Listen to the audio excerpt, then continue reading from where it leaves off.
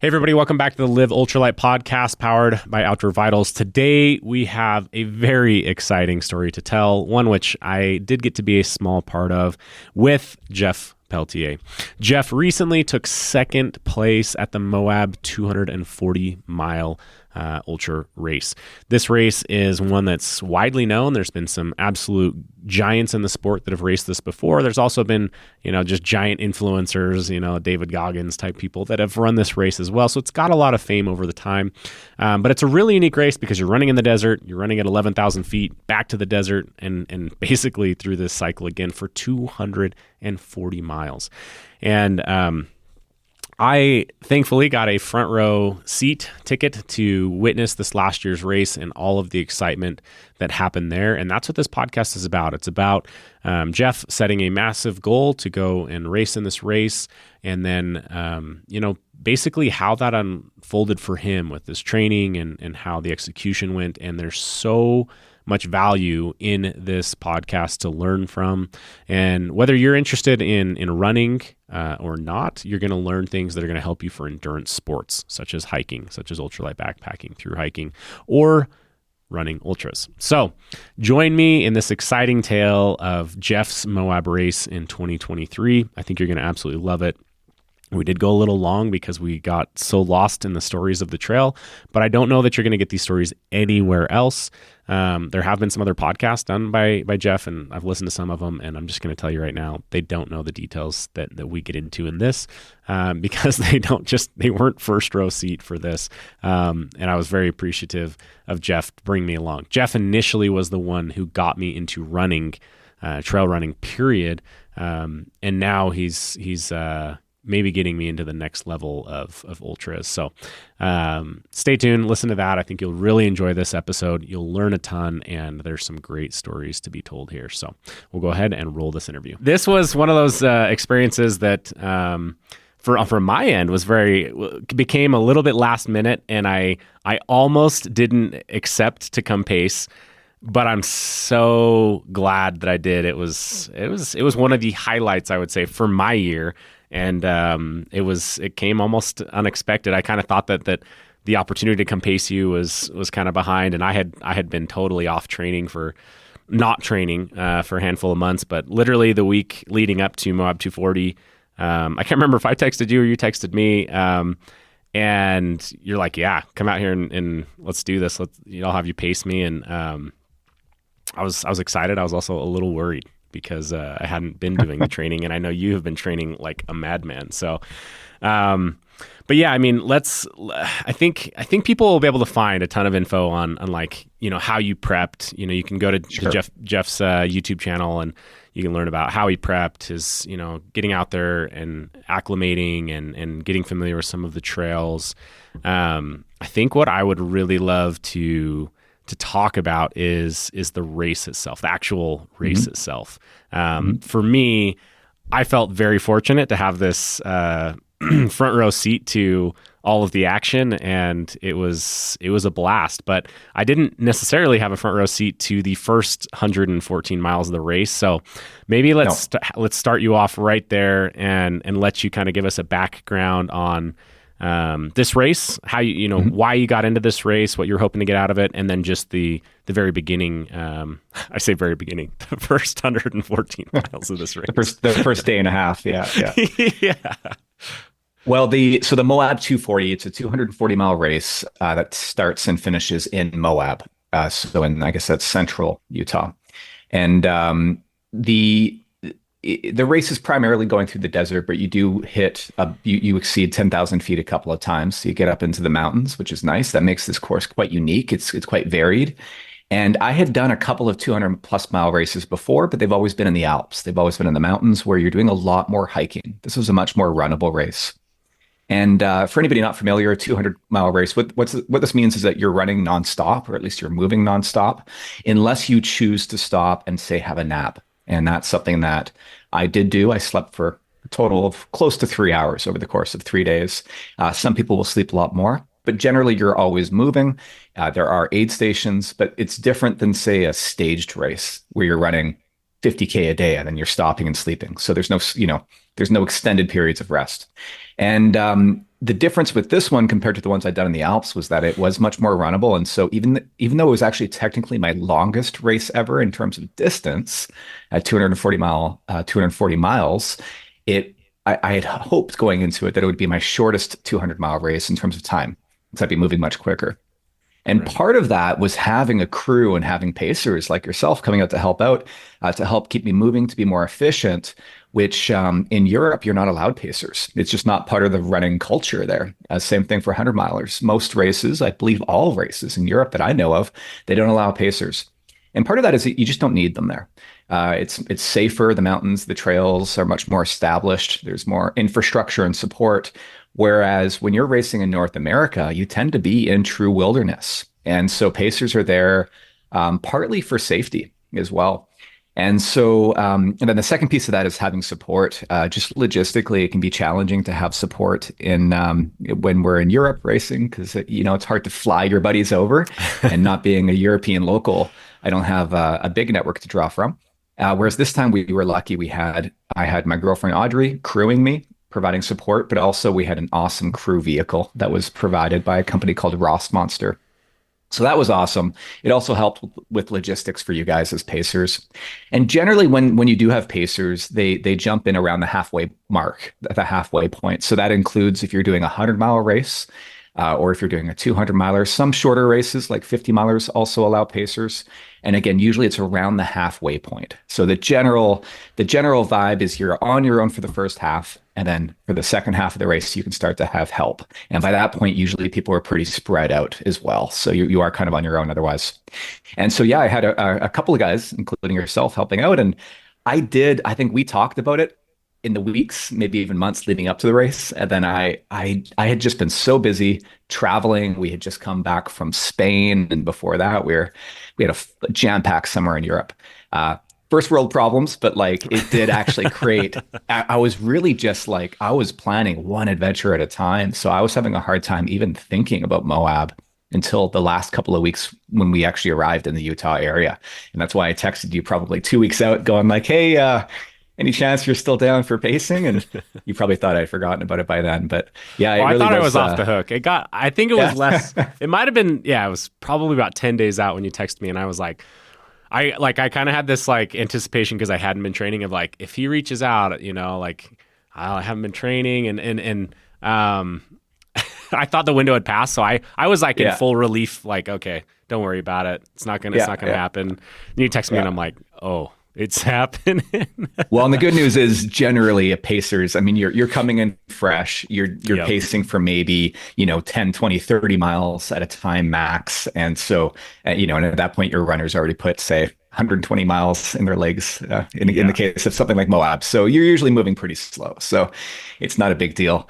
But it worked out great. I couldn't have done it without you guys. I had my buddy Kevin Hadfield as well pacing before that through the nights. And it was a huge support. And you can do these races without support. You can do them without crew. They have aid stations for a reason. You can do them without pacers. But generally, people do use those support networks when they can. I mean, if you have them available, why not? Plus, I always say, like, why not run with some buddies? It just makes the race that much more enjoyable. Yeah, especially in a race like this, you get so spread out because it's such a massive distance that you could be running for a lot of hours without even seeing people, talking to anyone, right? Like you could go easily between aid stations without ever seeing another person. Totally. So I think hours that at a time. Yeah. It would likely just break it up and make the race not feel quite so monotonous when you're doing that many miles. But let's back up for a second then. So this was your target race, this is your goal race on the year. You're really hoping for a good result. When I got there, I kind of probed you a little bit and was just like, what are you hoping out of this? And you told me, you wanted like a top 10 finish. And when I got to you, I mean, you were already well into that parameter, but walk me through, cause I'm curious too, the pace and what the first, 100 miles is like, because to me, I would have no idea how to even start a 100-mile race. I know for a fact actually that there are going to be people that are going to jet out immediately and just have no idea what they're doing. And they're going to, I mean, it probably would be me, honestly, if I was to attempt this race, be like, no, I think I'm going slow enough. I'm making myself go slow, and it wouldn't be slow enough. Like, that would be what I would expect to happen. So yeah, walk me through like that beginning race strategy and how those first legs went. So the way I pace any race, whether it's a 50K, 100K, 100 mile, or 200, is to think of it as I want to get to the halfway point feeling good. Maybe not feeling fresh, but feeling good. The race kind of starts in the second half of any distance. So in the case of a 200 miler, it literally means running 100 miles, feeling like you could keep going and feeling good, which is crazy, right? I mean, 100 miles, that's a long way, right? And that takes experience, like how slow is slow enough, like you said.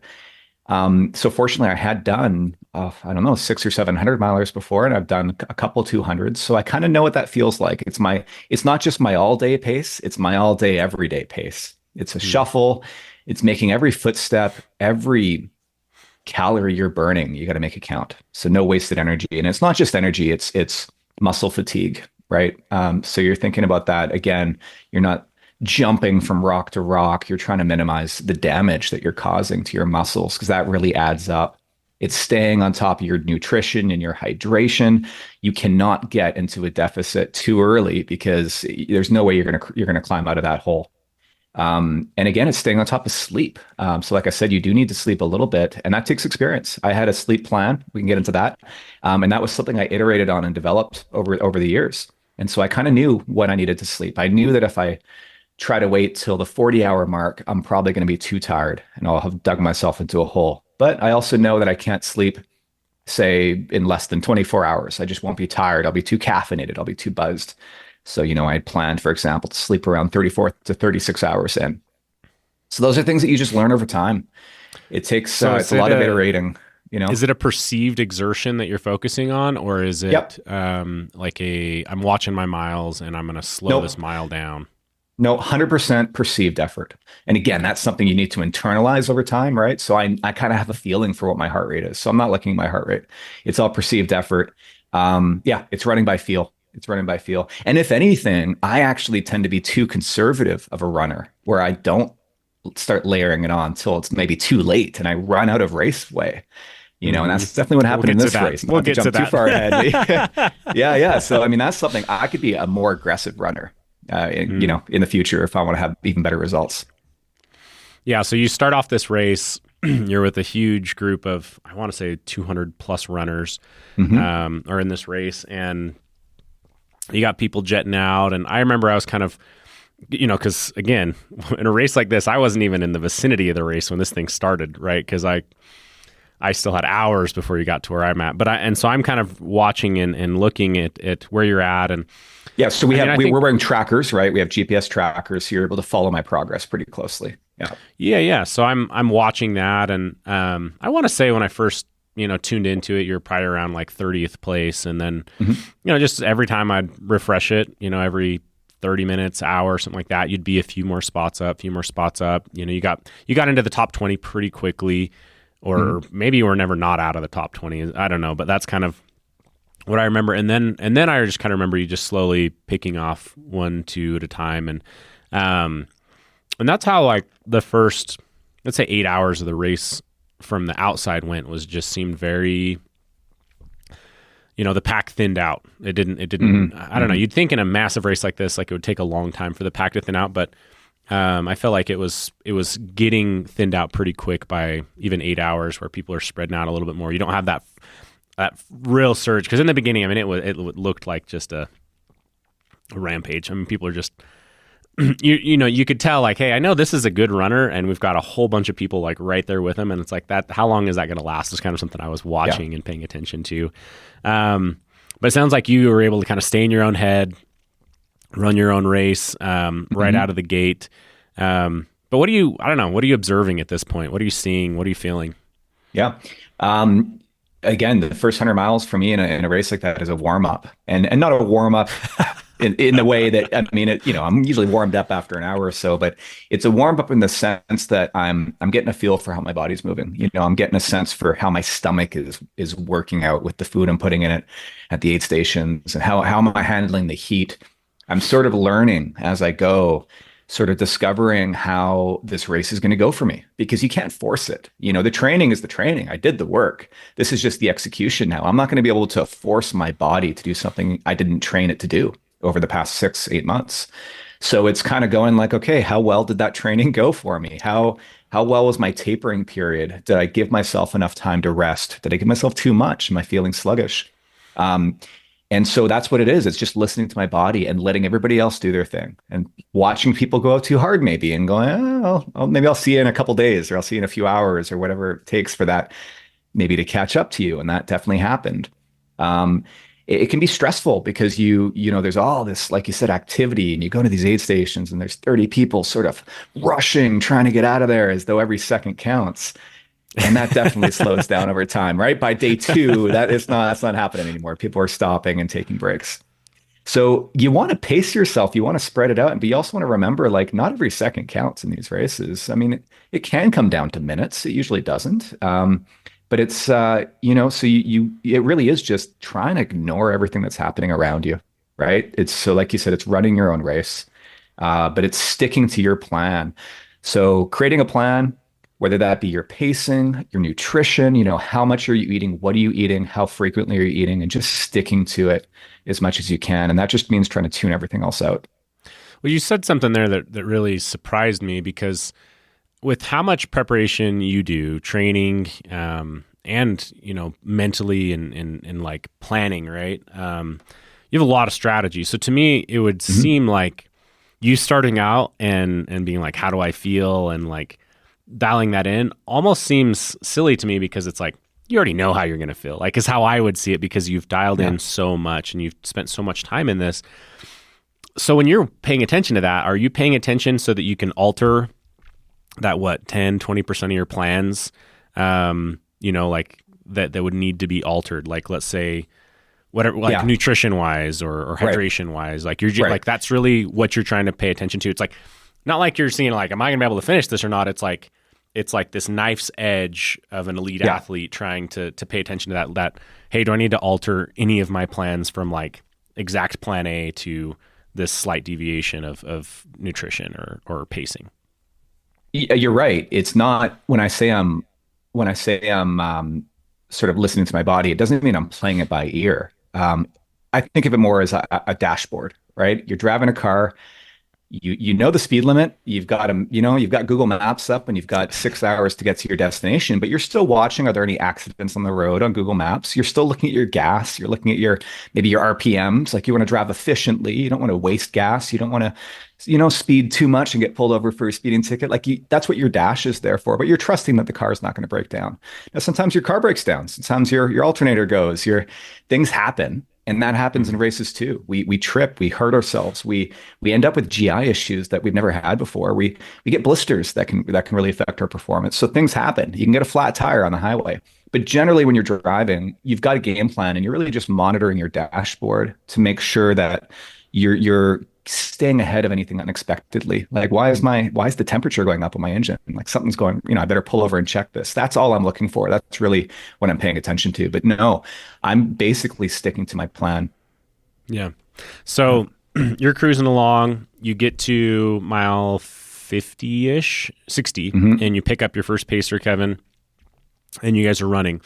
It sounded to me, and I guess I'd like to hear how it is, but like, you run 50 miles, I believe, with Kevin. Is that right? 50? 40? Yeah, I think I picked him up at Indian Creek at the 68-mile mark, and he stuck with me till Shea Mountain at 115 miles. Yeah, 114. Yeah. So by the time you had got to me, had you had any warning bells come off? Had you had any signals on that dashboard come up of issues? And how are you really feeling at that point? Yeah. No, I had a couple, my check engine light came on a couple times by then. Getting to Indian Creek, 67 miles, 100 kilometers, no problem. I picked up Kevin, but it was getting dark at that point. I was getting a little bit sleepy. There's this Hmm. difference between being tired, being fatigued, and being sleepy, being drowsy. And the drowsiness is honestly the only issue I have in these races. If it wasn't for drought, if I could take a magic pill that would just keep me awake and keep me alert, I could run for days. It feels like weeks. I mean, I don't get physically tired. I just fall Just asleep on keep my hitting those feet. And nutrition marks and you're good. It's just drowsiness. it's drowsiness and caffeine. You build a tolerance for it. It only lasts for so long. It only works so well. So I was starting to get a little bit sleepy. Fortunately, not too bad. But that's where when I picked up Kevin, it's a shot of it's something new. You've got a buddy with you. I hadn't hung out with Kevin for a while. We had lots to talk about, news stories, jokes, all that stuff. And so that kind of was like a bump of energy. So I was good. I was good throughout that period. But then I do remember climbing up to Shea Mountain. We did have to go through it was getting really hot, and we had to go through this kind of canyon area and then climb up this trail that was pretty steep. We ran out of water. I ran out of water at least, and I got pretty dehydrated. And that was the first time that I would say I fell behind on my plan, on my nutrition strategy, on my hydration strategy. There was no water. The aid stations are pretty far apart in this race. And even with Very crew, the far. crew can only be at certain spots, right? And so we had passed a creek earlier on, and I should have pulled water there. I should have stopped and filtered and just Hmm. made sure I was hydrated because I did run out. And what it meant was by the time we got to Shea, I had to kind of catch up on my hydration. Then I was good again. That's where I saw you, and it was getting cool, and I was fine again. But I probably lost some time there, and I definitely think drained myself a little bit just by falling behind in my hydration. So unfortunately, that was my first sort of tactical error. Was definitely on that climb up the Shea. Yeah, I mean, when you came into that aid station, you had mentioned, you were running out of water and you were trying to get some extra water in, and so that was something we were paying attention to. I find it funny that you claim like you maybe lost some time there because you hands down were the most efficient person in and out of that aid station. And at that point, when I picked you up, I want to say you were around eighth spot. You're Well, I into should the say I top lost 10. time on that leg. I think I lost time on that leg. But Oh, even that, I didn't get past. It's just that I felt like for the first time I was running almost as hard as I could, not as hard as I wanted to. I mhm. felt like I was really just barely keeping up to what felt like a good pace at that point. Yeah, that perceived exertion was Exactly. taking Perceived more. It exertion was, was a little bit higher yeah. than it should have been at that point, that early in the race. Yeah.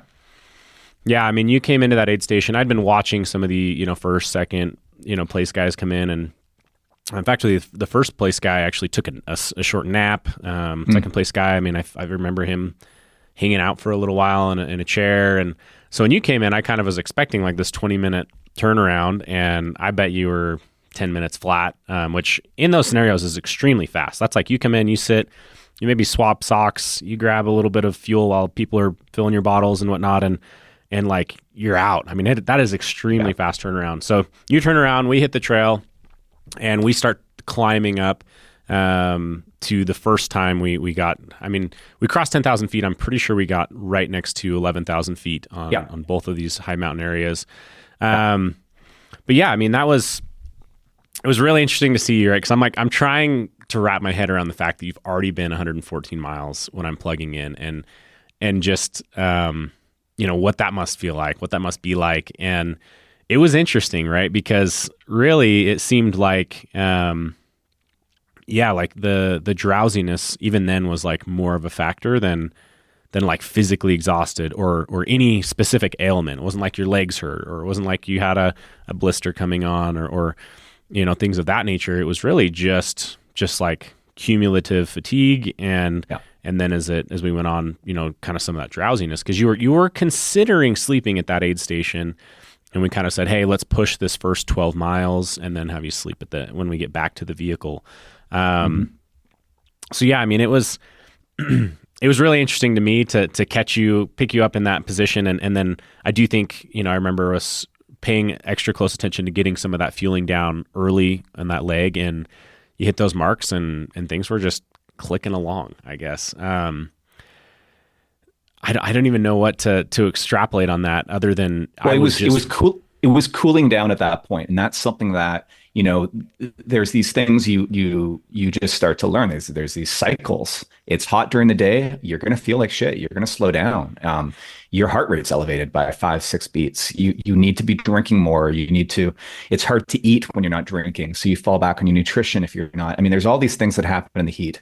And the minute that sun starts to go down, you can feel like a new man in these races. And you learn that. And then when it starts to happen, you capitalize, because it's not a new day, it's a new night. And you can really capitalize on that. So that's what was happening there. We had, yes, I was getting groggy again because it was getting dark, but it was cooling down. And it was quite cool, right? We put our layers on. Like it was, we had our jackets on because we did, like you said, get up to close to 11,000. Headlamps came on, and there was even some snow on the ground. There was some frozen water for sure.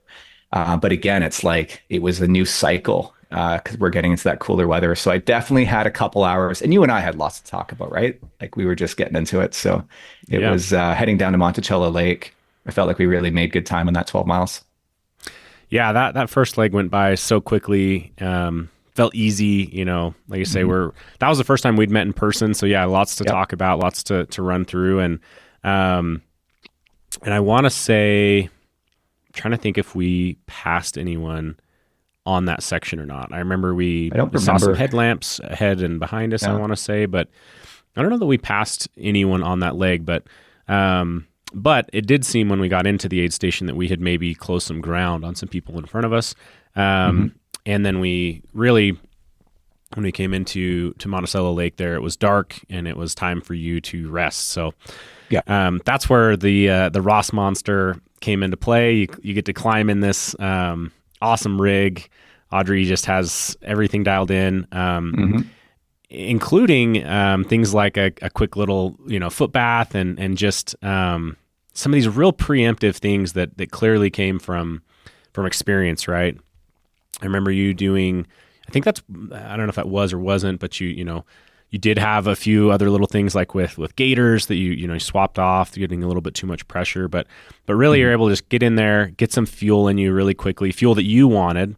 You did eat at the aid stations, but almost never did you eat at the aid stations when you had the crew accessible access points. So, you had your fueling there, and then just as quick as you could, you got into bed, threw in those noise canceling headphones, threw on an eye mask, and it was off, right? So I actually just threw on some layers of clothes, and I went and sat in the cab of the vehicle and waited for you to have about an hour nap, which this is 30 something hours in, and you're going to sleep for 1 hour at this point. You'd already run through one full night with no sleep. And so, that's another kind of interesting thing, but you were very calculated on your sleep. Where did some of the ideas of how much to sleep and when to sleep come into play for you? These were pre-planned very much, but this is pre-planned. There's only, the crew accessible aid stations were at 17 miles, obviously too early, 68 miles, 114 at Shea Mountain, where I first picked you up, and then 126 where we did stop and I did finally sleep. The next one wouldn't be till 144. But I had this pace calculating chart with these estimated times where I kind of knew, okay, any time earlier than Shea would be too early. I wouldn't be tired enough. But I also knew that if I went too far past Monticello, maybe Dry Valley at 144 miles, that puts me into that 34 to kind of 44-hour window where I knew I would need my first nap. And I've just learned that from previous 200s, where, again, if I tried to sleep at the 24, 28-hour mark, I'd lay down and I couldn't sleep. It would be a waste of time. Whereas if I tried to push past 36 into, say, 40, 44 hours, I might have dug myself into a hole. And you end up losing time because you're moving so slowly at that point. Yeah, that's what I want to know is like what happens as someone with no experience of running races that cross the nighttime. I think it'd be easy for someone to try to not sleep or to try to push the envelope, right? And everyone kind of alludes to like, oh, you can crash and burn. Well, what is crashing and burning look like if you push that too far? I mean, we know it's equivalent to being drunk, right? So being overly tired and driving is the same as drunk driving. That's something that's talked about a lot. And the way that looks on the trail, for example, heading into the next night when I was on my own, towards the end of the race, jumping ahead to the 210-mile mark, say, I was I was staggering on the road. I was running and I'm falling asleep on my feet as I'm running. And what would wake me up is I'd sort of run into the ditch and I'd catch myself and come back on the road. And I'm going back and forth. And I remember thinking, if a car comes from behind me on this gravel road, I'm not going to hear them coming and I'm going to potentially just stagger in front of them. So that's what it looks like. You're drunk running. You're literally falling asleep on your feet. And everybody tends to experience something similar. Hallucinations are definitely part of the game here. That comes with that fatigue, with that drowsiness, I should say. But I think the real danger is just that you literally fall over. You fall asleep on your feet. And at some point, you just can't run anymore. At some point, you just can't even walk anymore. Your eyes will not focus on the ground as much as you try. You're slapping yourself. You're doing everything you can. You're singing. You're talking to yourself, and you just cannot keep your eyes open. Your body is going, no, I'm shutting her down. And you at some point, you just need to sleep on the side of the trail. And I had decided with this. Sorry? Do you train for that? Do you train for No, sleep you deprivation? can't. There's no way to train for sleep deprivation. You can train your stomach, you can train your legs, you can train every organ in your body, but to my knowledge, you cannot train for sleep deprivation. In fact, I think it's counterproductive because it's not good for you. And going into a race trying to train for that, you're probably just going to tire yourself out and come into the race being fatigued. So no, you cannot. Experience plays a big role in that, though. I mean, like I said, there's these cycles, like it gets hot during the day, but you can trust that when it cools down, you'll feel better. But the same thing, when you're tired at night, you just need to trust that when that sun comes up at 5:30, 6 a.m., you're going to get a second wind. So sometimes when you're in that darkest place at 4 a.m, staggering on the road, you know from experience, you just got to keep moving for another 90 minutes and then the sun will come up and it'll be a whole new day until it gets hot again, of course, then you're going to slow down. But there's these cycles. So it's this period for me between 1 a.m. and sort of 4:30, 5 a.m. That's the tough spot, especially in that second, third, and with these European races, even fourth night. Because some of those races, you're getting the cutoff times are like 150 hours. So you're talking about up to a week on feet, potentially without sleep. I remember the first race I did, or the second race I did in the Swiss Alps. I finished that one in 113 hours. The winner did it in something like 90, which is pretty quick for that race. It's got significant elevation change. 3 Everests you're doing. That wow. The winner of that race didn't sleep. And then something like it was a 220-mile race, 360 kilometers. And apparently by about the 180-mile mark, they stopped him and said, "You are not leaving here without sleeping," because he just looked physically drunk. He couldn't focus his eyes, and they forced him to sleep for 2 hours before he could keep going. That's all he slept. He slept 2 hours in that entire race. But they forced him to because they knew it would be dangerous to let him head back out into the mountains alone with no pacer. Yeah. Basically drunk, So yeah, that's I mean, it. I think back to like, I think it was Courtney, like, right. I mean, but you're talking about like the 0.001 percenters here, right? But I'm pretty sure Courtney, there's claim that, in her Moab race that she slept like 5 minutes or something on the side of the trail. But like, I think she had a few naps, but yeah, I mean, the elites can get away with it. And you could argue that maybe that's one of the things that the people that are really good at these 200-mile races, maybe that's what they're actually really good at, is that they're fast runners. They're not slow, but they're really good at just moving without sleep. Because that's a couple hours, you can make up on second place. Yeah, sleep is incredibly important, and it played a role even in this race as we go along. But for you, you're very calculated in how much time you wanted to sleep and whatnot. Yeah. Do you leave much of that up to how you're feeling, or is it pretty rigid for you? Well, yeah, exactly. So just to go back to that, I knew that I wanted to sleep up to 3 hours. I had given myself 3 60 to 90-minute windows to sleep. I figured either I would do 290s or 360s. In the end, I did 60, 60, and 45. So I did 245 total. I didn't know exactly when I was going to do that, but I was limited again by which aid stations I could do it at, because I had this vehicle and I knew from experience that quality of sleep matters as much as quantity in these races. That includes the temperature. There was a reason why when we sleep on the side of the trail, it only tends to last 5 or 10 minutes. It's because you wake up shivering. your body wakes you up as a survival mechanism. You are not getting quality freaking cold. sleep. You think Moab and you think Red Freezing. Rocks and you're like, oh, it's going to be warm. No, that is high desert and it gets cold there, even And in the bottom. when you've run 120 miles, say, your body is not operating at full capacity. So you have a hard time keeping warm as well. So again, I knew I wanted to prioritize sleeping in the vehicle. I'd have a sleep mask, noise canceling headphones, but also I would have Audrey there to have crew to wake me up because it's stressful lying down, not knowing if you're going to wake up again in time. I've heard horror stories of people, their alarm not going off or whatever, and sleeping for 2-3 hours when they meant to sleep for 20 minutes. Mm-hmm. And even some of the aid stations in Europe, they have these systems, they have cots and they have, you can put your name on the board and they'll wake you up at a certain time. But yeah, mistakes happen, right? Mm-hmm. Misunderstandings. So just knowing that I had somebody I could trust to wake me up meant I could fall asleep and stay asleep without stressing about that as well, about not waking up. So lots of factors. Basically, it told me I wanted to sleep in this vehicle. It would be warm. And I could eat first and then sleep. And then when I got up, I was kind of ready to go. So that limited my options. So that's where when we got to Shea, that's where I was saying, maybe I could sleep here. And I thought, no, forget it. Monticello is only 12 miles away. But when we got to Monticello, I knew that then I had close to 20 miles till we got to Dry Valley. So that was when I decided to take that first nap. And then that kind of left me with 2 more naps budgeted for the rest of the race. Yeah. Yeah. So after Monticello Lake, that's where I feel like the race got really exciting. I'm pretty sure we pulled into Monticello Lake in the 8th position. We walked out of there in position, oh man, it was like 6, but then almost immediately we got caught and kind of were running next to, is it Austin? Is that his name? No, that took 3rd? That's going to bug me now. Sorry, Aaron. Third. Yes. Yeah. So he caught us and he had a pacer and then, so yeah, we're running right around like 7th position. And it seemed like we at least got ahead of 1 spot, with your nap and, the efficiency of that.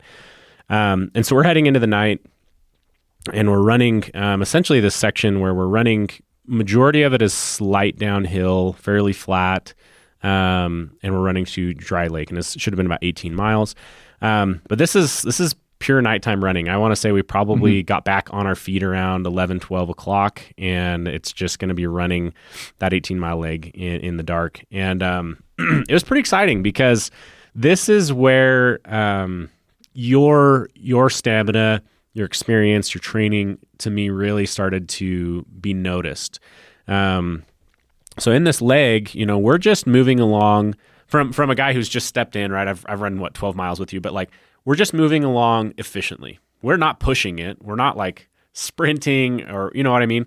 We're walking at times up the hills. We're just trying to keep that shuffle pace going. And we start coming across a few runners. And most of the ones that we're coming across in this section and passing, I mean, they're either walking, and in the little bit of time that you pass them, you can just tell that they're not in nearly the spot that we're in because we're just moving so efficiently. So, we weren't having any of these issues. One of the guys, Wes, that we passed, he was, I was actually worried for him. He was like leaning to the side and kind of staggering. And I actually talked to a guy in the very last aid station that was crewable who knew Wes, and he's like, "Oh, did he have the lean going? Like, oh, he always gets the lean going. Like, it's like this known thing for him." So the lean is actually, apparently that's a potassium deficiency that causes that lean that you see sometimes in ultra runners. But that might not have been what was happening here. I'm willing to bet that the guys who we were passing at that point were the ones who didn't preemptively sleep at Monticello Lake, and they were the ones who tried to push it and got into that hole. And that's a good example of where you think, no, I'm in 5th place. I want to stay ahead. It can hurt you because you can end up moving slower over the next 4 hours. When had you stopped for 45 minutes and had a nap, you'd have new legs for at least 3-4 hours. Yeah. I mean, and that does make a lot of sense. But these were people that I think were ahead of you, prior, right? So whatever it was, whether it's them like slowing down that much or maybe they did take a shorter nap or something. But yeah, I mean, we passed quite a few, and essentially by the time we got to Dry Lake, Dry Valley. Yeah. Dry Valley, we were in position 4, if I'm remembering right. And I think at some point, we'd been talking, and it was like, you're like, I told you I wanted to be top 10, but top 5 was really like my private goal. Like I wanted to be in the top 5. I thought there was a good chance and whatnot. And so when we got into the top 5, you're very excited about it. You're feeling really good about it. And you were, how to say, I wouldn't say you were like just content, but you're like in the zone. You're just like, this is great. You just got to ride, like finish this thing out exactly like my strategy, and everything's good, right? I remember I felt a little resigned to, I think I even said like, no, if I can just stay in the top 5, I'm happy. And you were like, no, man, I think we can catch 3rd. And I remember just thinking like, I'd be happy with 4th. My race hadn't really started yet in my head. I was still kind of, and also, I mean, at that point so heading into to Dry Valley at 144 miles, I mean, I still had a long way to go, right? Like 75, 76 miles. So in my mind, I'm thinking anything can still happen. Like this race is not in the bag for me even to finish necessarily. I was feeling pretty good that I would finish it and pretty good that I would be able to hold that top 5. But, by no means was I starting to have podium aspirations quite just yet, because there was still so much race left. Yeah. Yeah. But by the time we got there, the person that was in front of us was Aaron. And it's like, we had seen this runner. Like we'd shared basically some miles, like right on his heels. And it was like, it was just kind of interesting to play that out. And so we get to this aid station. You take another quick little nap, another short one, I believe 45, 60 minutes. And then we send you on your way to finish running that night solo. And then we were going to, see you in the morning. And the original plan was that I was going to run this 30 miles with you, be done, and you'd be on your way. And it was I got pretty invested in this. So we called it. Audrey took me back to my truck. I slept in the back of the truck, and I said, I'm kind of interested to run more with him. Like, this is exciting, and I think we can get him on the podium. And like, that's where my head is. I'm like, everything that I'm hearing from everyone else, you included, is like, Jeff's conservative, he always finishes so strong, and I'm just sitting there thinking, he's just going to get better. I have seen a lot of these guys come through, and you looked just physically in a better spot. And so it was like, what could happen here, right? And so then I get excited. So I go sleep like 3.5 hours in the back of my truck, which was the dumbest thing. I should have slept on the ground somewhere, because I was like just crunched in a ball and just crawled up, cramped up, and it was bad. But the next morning I get up and I'm like, okay, could I run another 30 miles? Because the scare here is that if I can't, run with you and keep pace and whatever, then that will derail your race, because you need to stay with your pacer. Yeah, so this is a policy. This is a policy where you cannot drop a pacer. So if you and I had set out on that 30-mile stretch, and let's say 12 miles in, your hamstring cramps up or something, I'd have to walk with you to the next aid station, no matter how long it takes, because I would not be allowed to drop you. I would get disqualified at that point. And that was the risk. And in fact, that's where, I don't remember if you and I talked about it, but I definitely had it in my head that you starting out at Shea Mountain the way we did, it was great because we'd never run before, but those 3 aid stations in a row, you could have dropped out if you had to. So you started with me at Shea. We got to Monticello, where I had my first nap. You were still good to go. You had done 12 miles. I knew right away, no problem. Tayson's going to keep up. We then had another, again, whatever that was, the next 16 miles or so to Dry Valley. And at that point, you had also had a bit of a nap, no problem. But now you had run like a pretty good chunk, right? 30 miles, 50 kilometers. You'd done an ultramarathon. The question was, now, could you do back-to-backs, with a few hour break? And you'd never done that before. You didn't know, right? So yeah, and it wasn't part of the original plan either, right? It was not a part of the plan. It was more like me saying, I want to do more. I'm here. I've got the time. But yeah, it was, so I'm wrestling with this, and I get to the point where I'm like, I feel really good that I can do this. I've got all my nutrition and stuff here to be able to do this. And so I kind of, I go ahead and go for it. Like I did, I got up, I was pounding water and just things like that, Gatorades, and walking around, making sure I didn't feel anything that was concerning. But yeah, really what it was is when you got into that next aid station, it was just going to be, this is how I feel, Jeff. What do you think about me coming back in? How do you feel about that? And I don't know if that you even thought about it. I think you're just like, you feel good? All right, let's do it. Like you were ready to go. I knew it was going to help because I had just done 26 miles in the heat, running on these deserted roads. Dude, just these straight long roads. And I was moving, but it's like I was ready for a bit of a change of pace. I was ready for somebody to keep me company again. And it turned out so this is Road 46, it was called, where basically we turned off I just crossed the highway, this major highway, and then we were about to head back up into the mountains, up to close to 11,000 feet for the second time. And that was going to be a 30-mile stretch. And it was the last stretch that we could have done because you took me up to Geyser Pass, right? I think that's yeah. Is that right? Yeah. So another 30 miles, huge stretch, and that it turned out that I really needed that because unfortunately, again, same thing that happened on the climb up the Shea Mountain. There was no water, and I got really dehydrated. I think both of us were a little bit low on water. Probably could have carried a little bit more. You don't want to carry too much though. It's weight, right? So you're walking this line between carrying extra weight and having enough. But you were such a help there. I mean, we were looking for creeks and just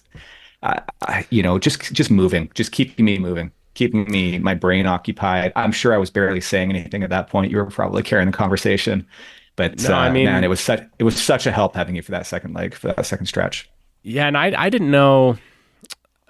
I have no training, no formal training on how to be a good pacer. So really, all I'm trying to do is talk enough, not talk too much. But one of the things that I was trying to do, Jeff, secretly was I was trying to get you to push yourself harder than you wanted to, because everyone, including yourself, just kept saying I always finish so strong.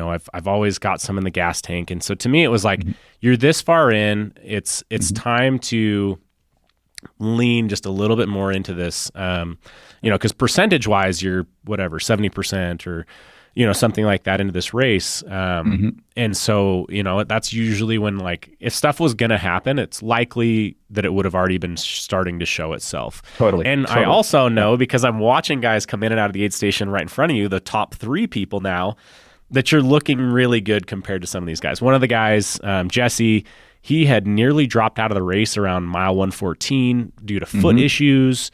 So we're thinking, man, how long is he going to be able to handle these foot issues? And then we didn't know much about Jameson, but he seemed to be really strong.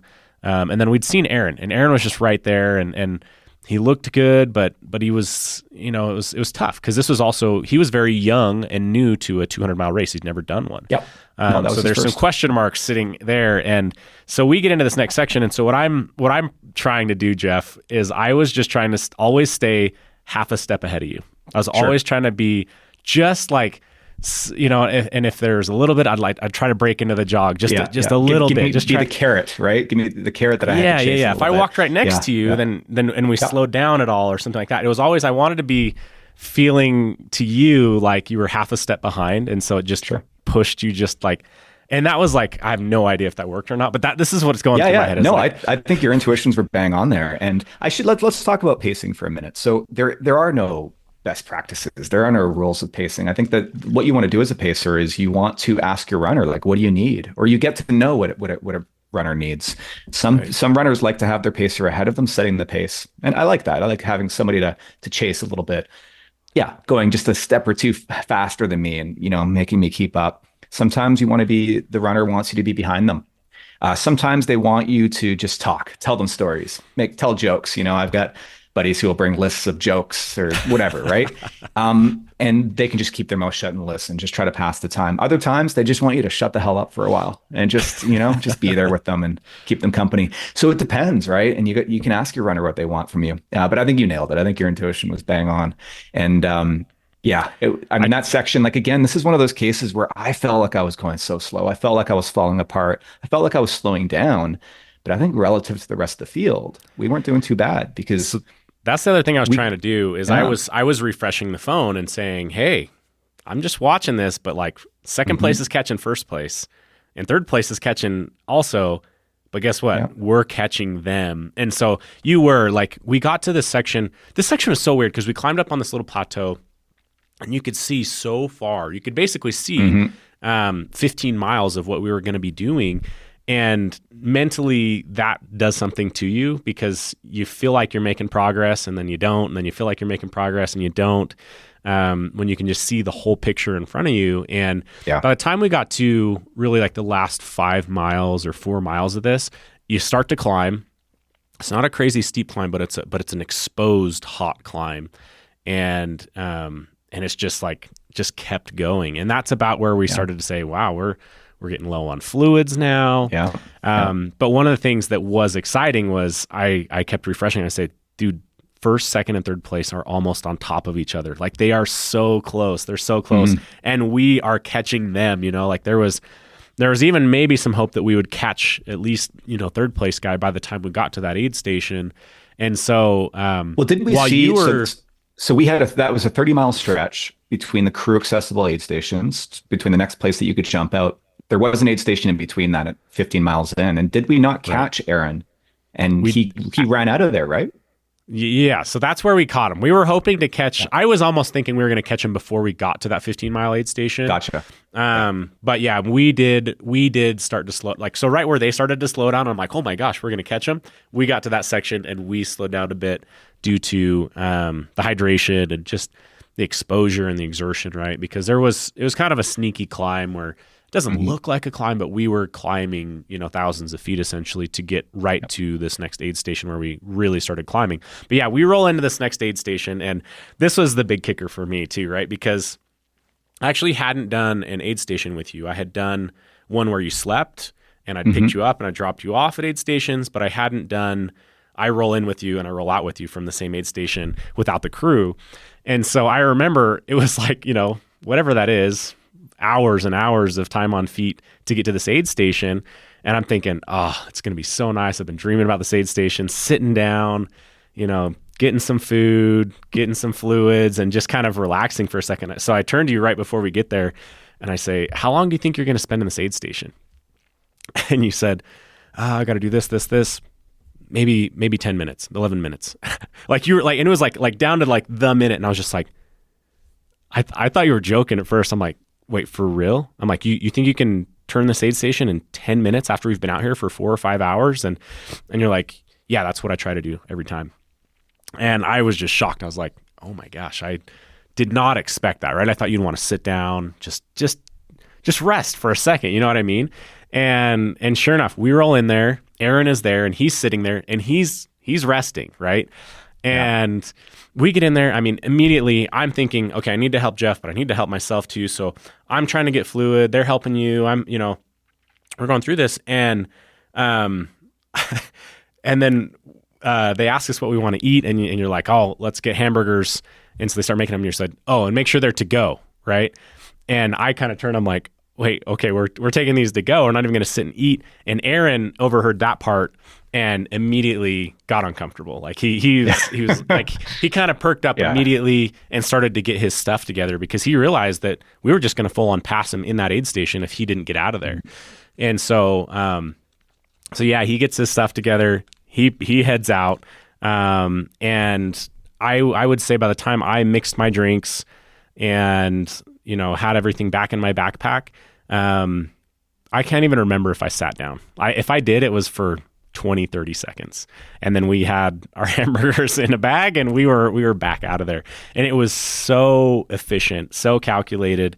And it was just so strategic, right? Because I know even from the small ultras that I've done, smaller distance ultras that I've done, it's very easy to get sucked into those aid stations and even 5 minutes at one aid station and then 5 at the next and 5 at the next, and it's not even 5, right? It goes so fast.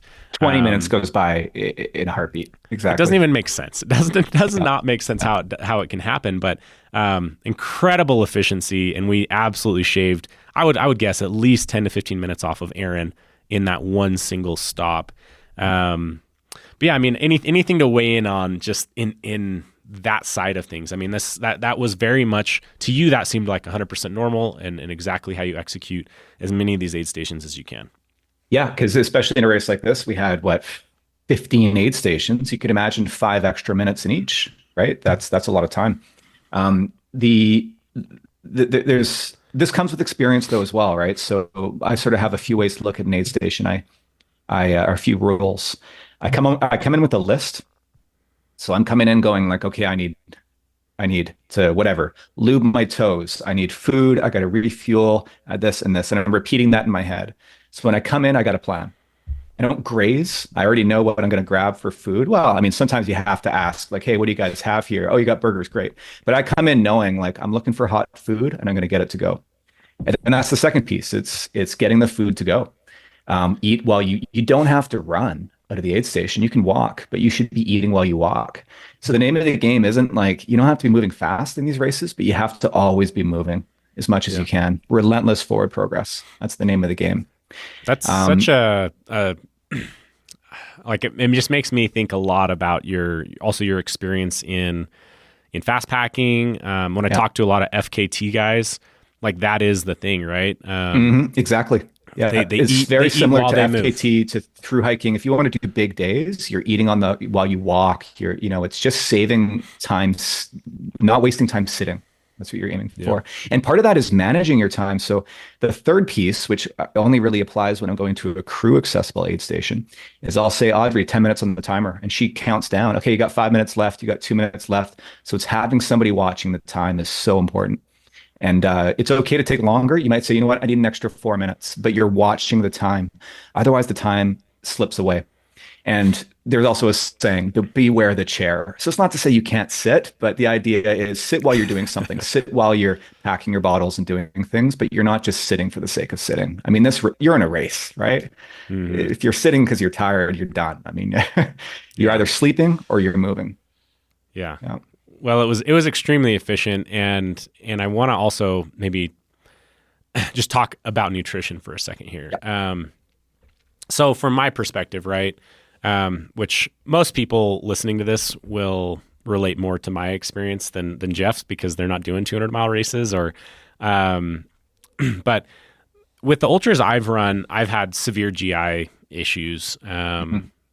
First one was massively due to hydration and then an oversalting. And then the second one was actually more of a cramping than an eating. But the thing that shocked me in this one was at this pace and at this exertion level for me, I was able to still eat, which I kind of get in the role of like, okay, all of my fuel is going to be super quick, small digestible items and liquid calories. But I was able to eat, a full hamburger at that aid station as we walked out and it sat, and it was really surprising to me. And then the other aspect was, I've just had relentless issues with sweating and cramping and hydration. But with this race, even though it was exposed, it was significantly cooler than the race that I had done that summer. And usually I'll have to drink, 1.5 liters of fluid an hour. In that race I did in the summer, I drank 17 liters of fluid and was still cramping and still not hydrated enough. Whereas this one, I was getting by with about 1 liter an hour, and I felt really good and was able to put down calories. And it definitely gave me some hope for some different challenges in the future, which I'll come back to. But for you, you are feeling similar to how I am, but you're having to do it for a very long period of time. And so curious, just maybe share some high level inputs on what you're doing fueling wise and what you're trying, any certain benchmarks that you're trying to hit. Yeah. And I had a fueling strategy going into this, somewhat. I mean, part of this is you got to play it by ear and sort of see, what you can stomach at different times. You're kind of rolling with the punches a little bit, but first of all, I would say though, your experience of, feeling so good at this pace, that really is, I think that's a lesson for you about how a lot of this comes down to pacing. When we're cramping in races, often it's because we are pushing ourselves maybe a little bit too hard. We're running a little bit outside of our comfort zone based on where our training was at and where our fitness was at. So I think this is a good example of where it's not so much about the distance. I mean, you covered, say that second stint of 50 kilometers. If you imagine that pace, like, yeah, you probably wouldn't be super happy with your finishing time if it was only a 50-kilometer race. But it tells you that on the opposite extreme, if you go slow enough, the distances, they're not that hard, right? It's all relative to pace. So sometimes I think we just need to adjust our expectations a little bit, slow it down a little bit.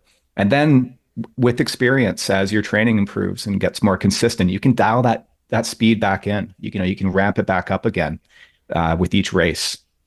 And with the 200-mile distance, I mean, you're moving, but you're not sprinting. I mean, you are able to digest real food, and you have to. I mean, you cannot run for 3, 4 days on sugar.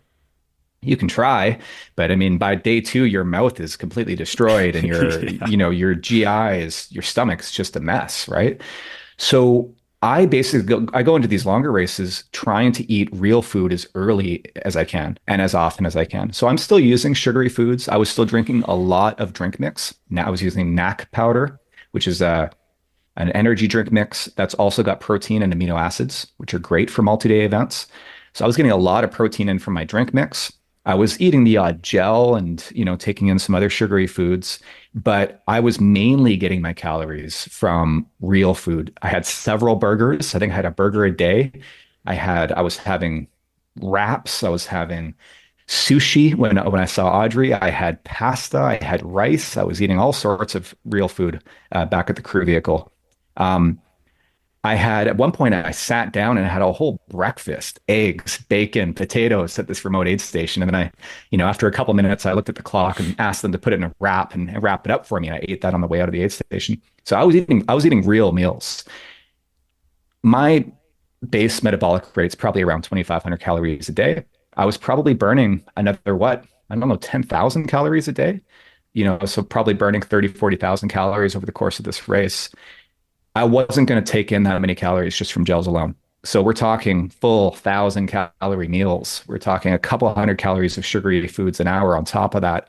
So I was doing a pretty good job of replenishing, I don't know, probably 60% of the calories I was burning. I And think that's you're getting key about to success in a 6,000. race like this. I was Yeah, you think probably you're, doing about 6,000 a day. Yeah. okay. Yeah. Yeah. Yeah. Just very rough math. Again, thinking about, I was doing about a couple hundred calories an hour just from my drink mix, a couple hundred calories an hour of sugary foods, plus, again, a good kind of 400 to 800 calories probably every couple of hours, every 3 or 4 hours of real food. I was eating a lot. I was eating a lot. So much so that these races, like, after a couple of days, you go through a lot of highs and lows in these races, right? A lot of high points, a lot of points where you're like, I wouldn't want to be anywhere else. And a lot of times where you're questioning your life choices. You're questioning what got you into this mess in the first place. And one of those things is I get tired of eating. I get tired after a couple days. And I love eating. I love eating. It's a sport for me. But after a couple of days of obsessively just trying to shove food down your gullet as much as you can, as quickly and often as you can, it weighs on you a little bit, and you start to think like, I just can't wait to forget sitting down. I can't wait to stop eating for a while. It's hard. It's hard to force that many calories down. And so that's part of that's kind of the name of the game here. They often say ultra marathons are an eating contest. You're not going to win by eating more, but you will definitely not finish a race like this by not eating enough. Yeah. I think that's well said for sure. And yeah, I mean, I think that was a huge factor for me, is just the fact that I was able to eat, Mhm. made all the difference in the world for me to not hit into walls and not hit into issues. And, Yeah. yeah, And it was, sorry, if I can jump back in and say one more thing too. Multi-day races are a little different as well, where you're thinking about other macronutrients as well. So I've learned that I do need to not just focus on carbs, but also protein and fats as well as you get into that second and third day.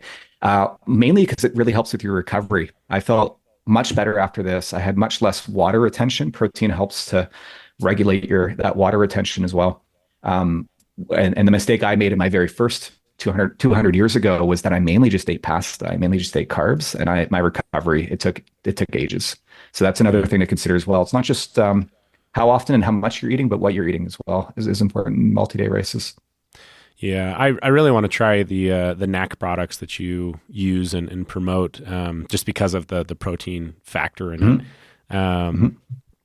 I think that will really help me and some of my GI. I think, or just be good for me. Honestly, I'm a bigger framed guy, I guess, and there's no way I'm not doing some serious damage to to the body. I think, moving through, and so replenishing that protein as you go, I'm sure is going to have some benefits. And so I'm gonna try some of those this next season. Last thing on fueling and nutrition. Well, Mhm. two things. First thing I wanted to mention, I was I was using the Coros watch, and we loaded the maps on there. Yeah. Navigating became a big factor, which we'll talk about shortly. But Yes. also, we I set a nutrition reminder for every 35 minutes, and so this thing would Mhm. just chime at us, and every 35 minutes I'd call out, "Hey Jeff, there's your Yep. nutrition bell," and it would just be that reminder to you to be like, "Okay, have I had anything recently? If not, then I'm going to eat something right now." And that was a huge help. Just that tiny little reminder just keeps things on schedule, and that's something that you can do with a watch. So be aware of that. That was very helpful. Mhm. Fueling wise, hydration wise, are there any rough benchmarks that you were trying to hit in this? Is it just purely by feel for you at this point because of your experience, Yeah. or is it like, I do aim for a liter an hour or something like that? Yeah, it's roughly a liter an hour. It kind of depends. Overnight, I drink less. When it's warmer, I drink a lot more. A race like this is difficult in that you are going from the day through the night. The aid stations are quite far Huge apart. temperatures. Huge Yeah. temperature swings. The aid stations are very far apart. It really is a bit of an adventure run in that way. And even different elevations, right? So your hydration needs to shift compared to a race like I've done stage races in the desert where I was running 5 hours, 6 hours a day, but the aid stations were very well spaced, say 10 kilometers, 6 miles apart, almost like clockwork. You'd hit one of those once an hour. So it's very Mm. easy in that situation to say, okay, I'm going to drink 2 bottles an hour. And if you see the aid station coming up, my rule is you quickly chug what you have left. Never go into an aid station with full bottles. It's a missed opportunity to have gotten some more liquids in. This one's a little bit trickier. So this one, I think I had it in my mind that I would try to drink, yeah, about a liter an hour. But in reality, it was probably there's periods where I fell way behind, and then I remember going to a couple aid stations, and I remember drinking like a liter of Coke and then a liter of water, and then I was just chugging liquids at one point to try to catch back up. It probably averaged out to about a liter an hour, though. It's hard to say. Yeah. Yeah. Yeah. Okay, so this is where the race gets really interesting, right? I'm Right. here.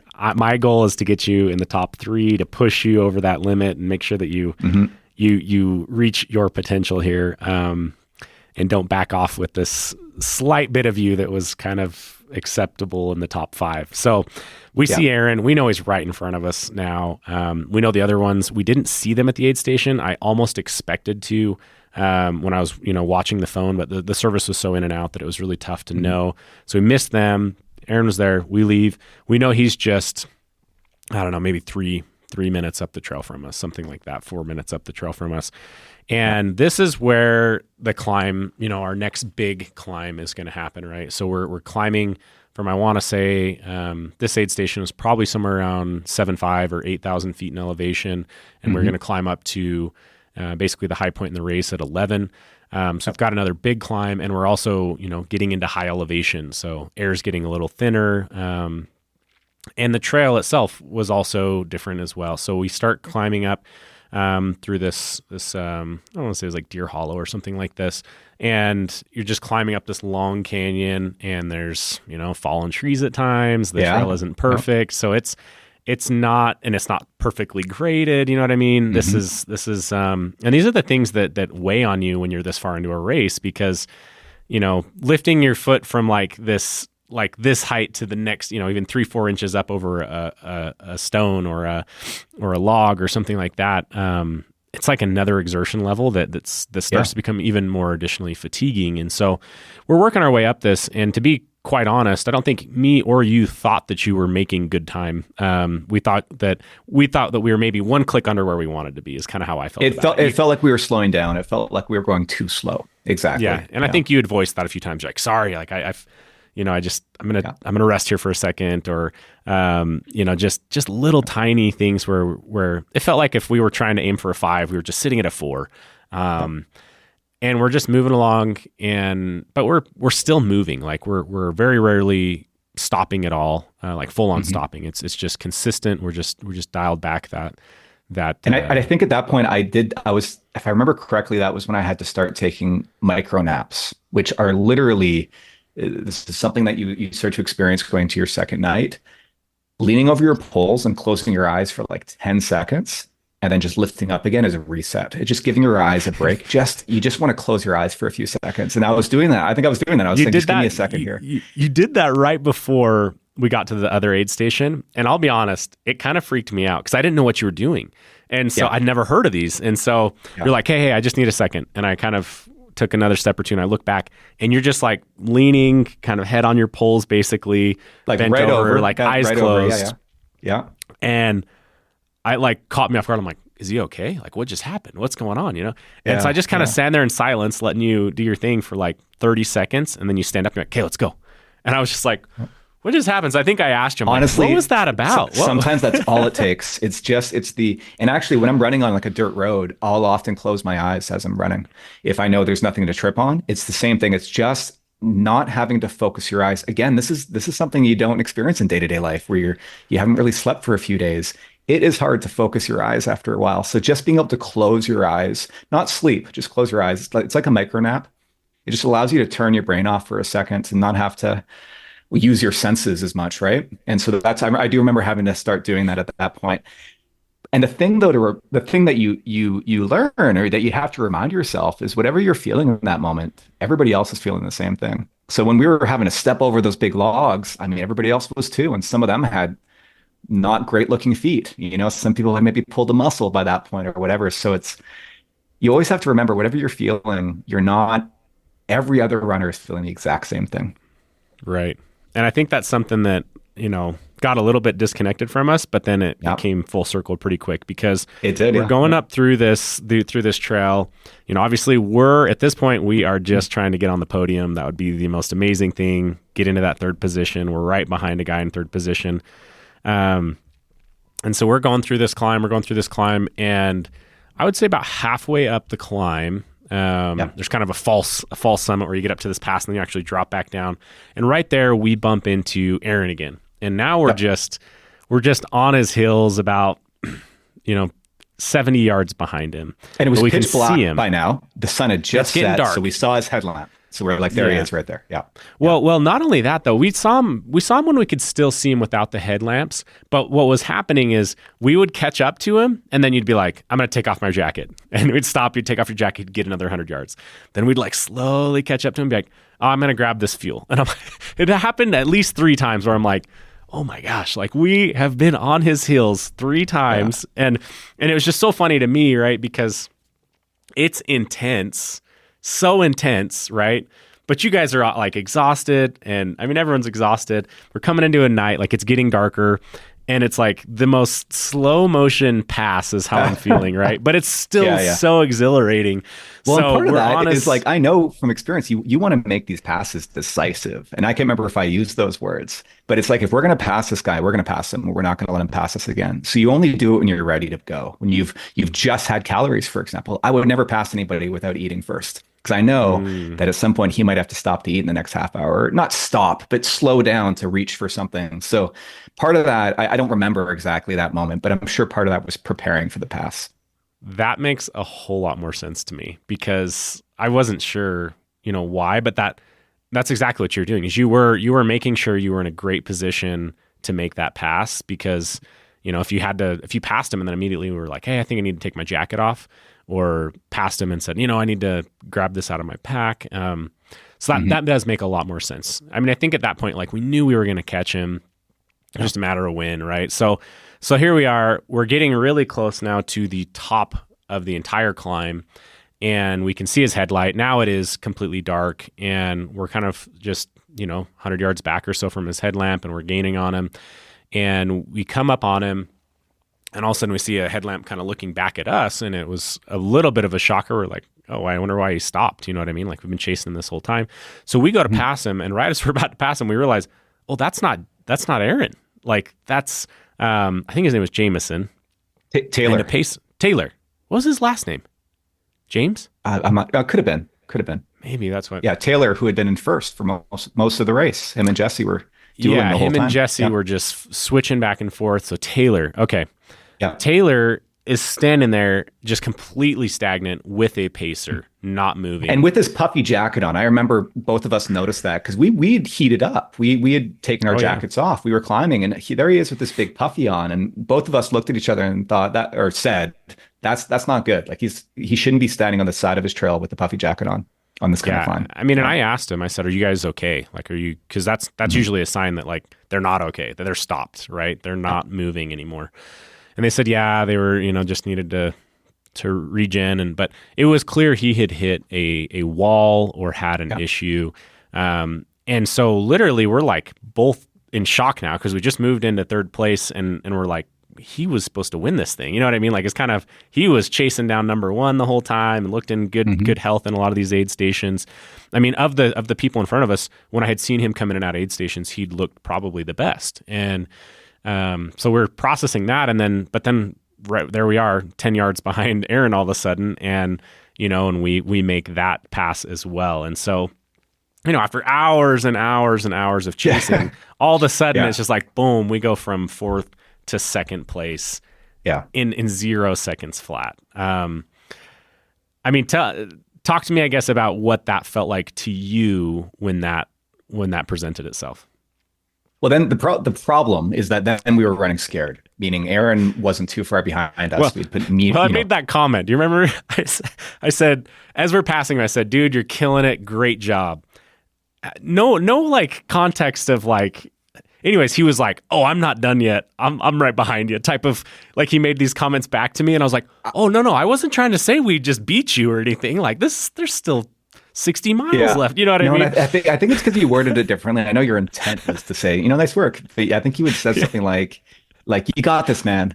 And he's like, yeah, don't worry. Don't count me out yet. And I think he interpreted it as being, but that's okay. You were playing mind games for me. That's great.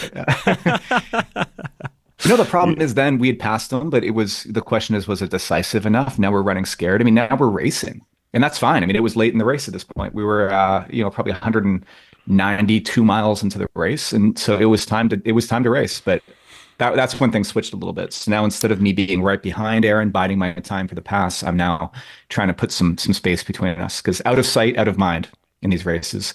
And part of this at night, it's tricky. You want to get ahead far enough that he can't see your headlamp as well. And so I remember we were moving. We were looking back and making sure, how much time we were putting on him. It wasn't for sure. And now I had this loss aversion. I found myself in second place. I didn't want to lose second place. I wasn't necessarily gunning for first. We didn't know where Jesse was, but I didn't want to lose that second place. So it was on at that point.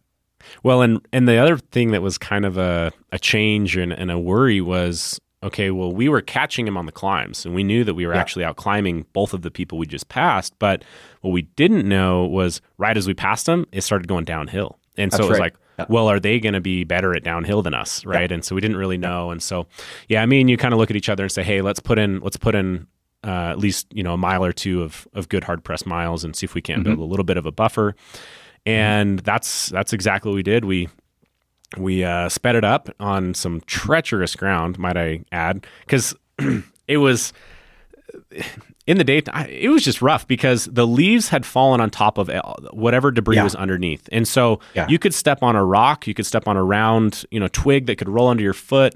It was actually quite sketchy at times because you just couldn't see what was underneath you. Plus you got these slippery leaves, a little bit of wetness and stuff. And, you had to keep your guard up. Beautiful time of year, like with the fall colors. But you're right. It was like a week or two too late. All those leaves had fallen down and you couldn't see the ground underneath. So it was a little bit sketchy, especially on tired legs, right? There was some slips and some, I remember being very, even on the way up, you'd step sometimes and your foot would roll out from underneath you as you went to push off of it. And just kind of an interesting tiny little window that we happened to be in where that was a factor. But we put in some hard miles, and that I would say is where the map and the Coros watch really played into play because I had never actually used a watch to navigate, but that kind of became my role was, hey, run out maybe 20 yards ahead of Jeff and just make sure we're staying on trail, especially in some of these. And there was one time that we did have to re-navigate just a little bit,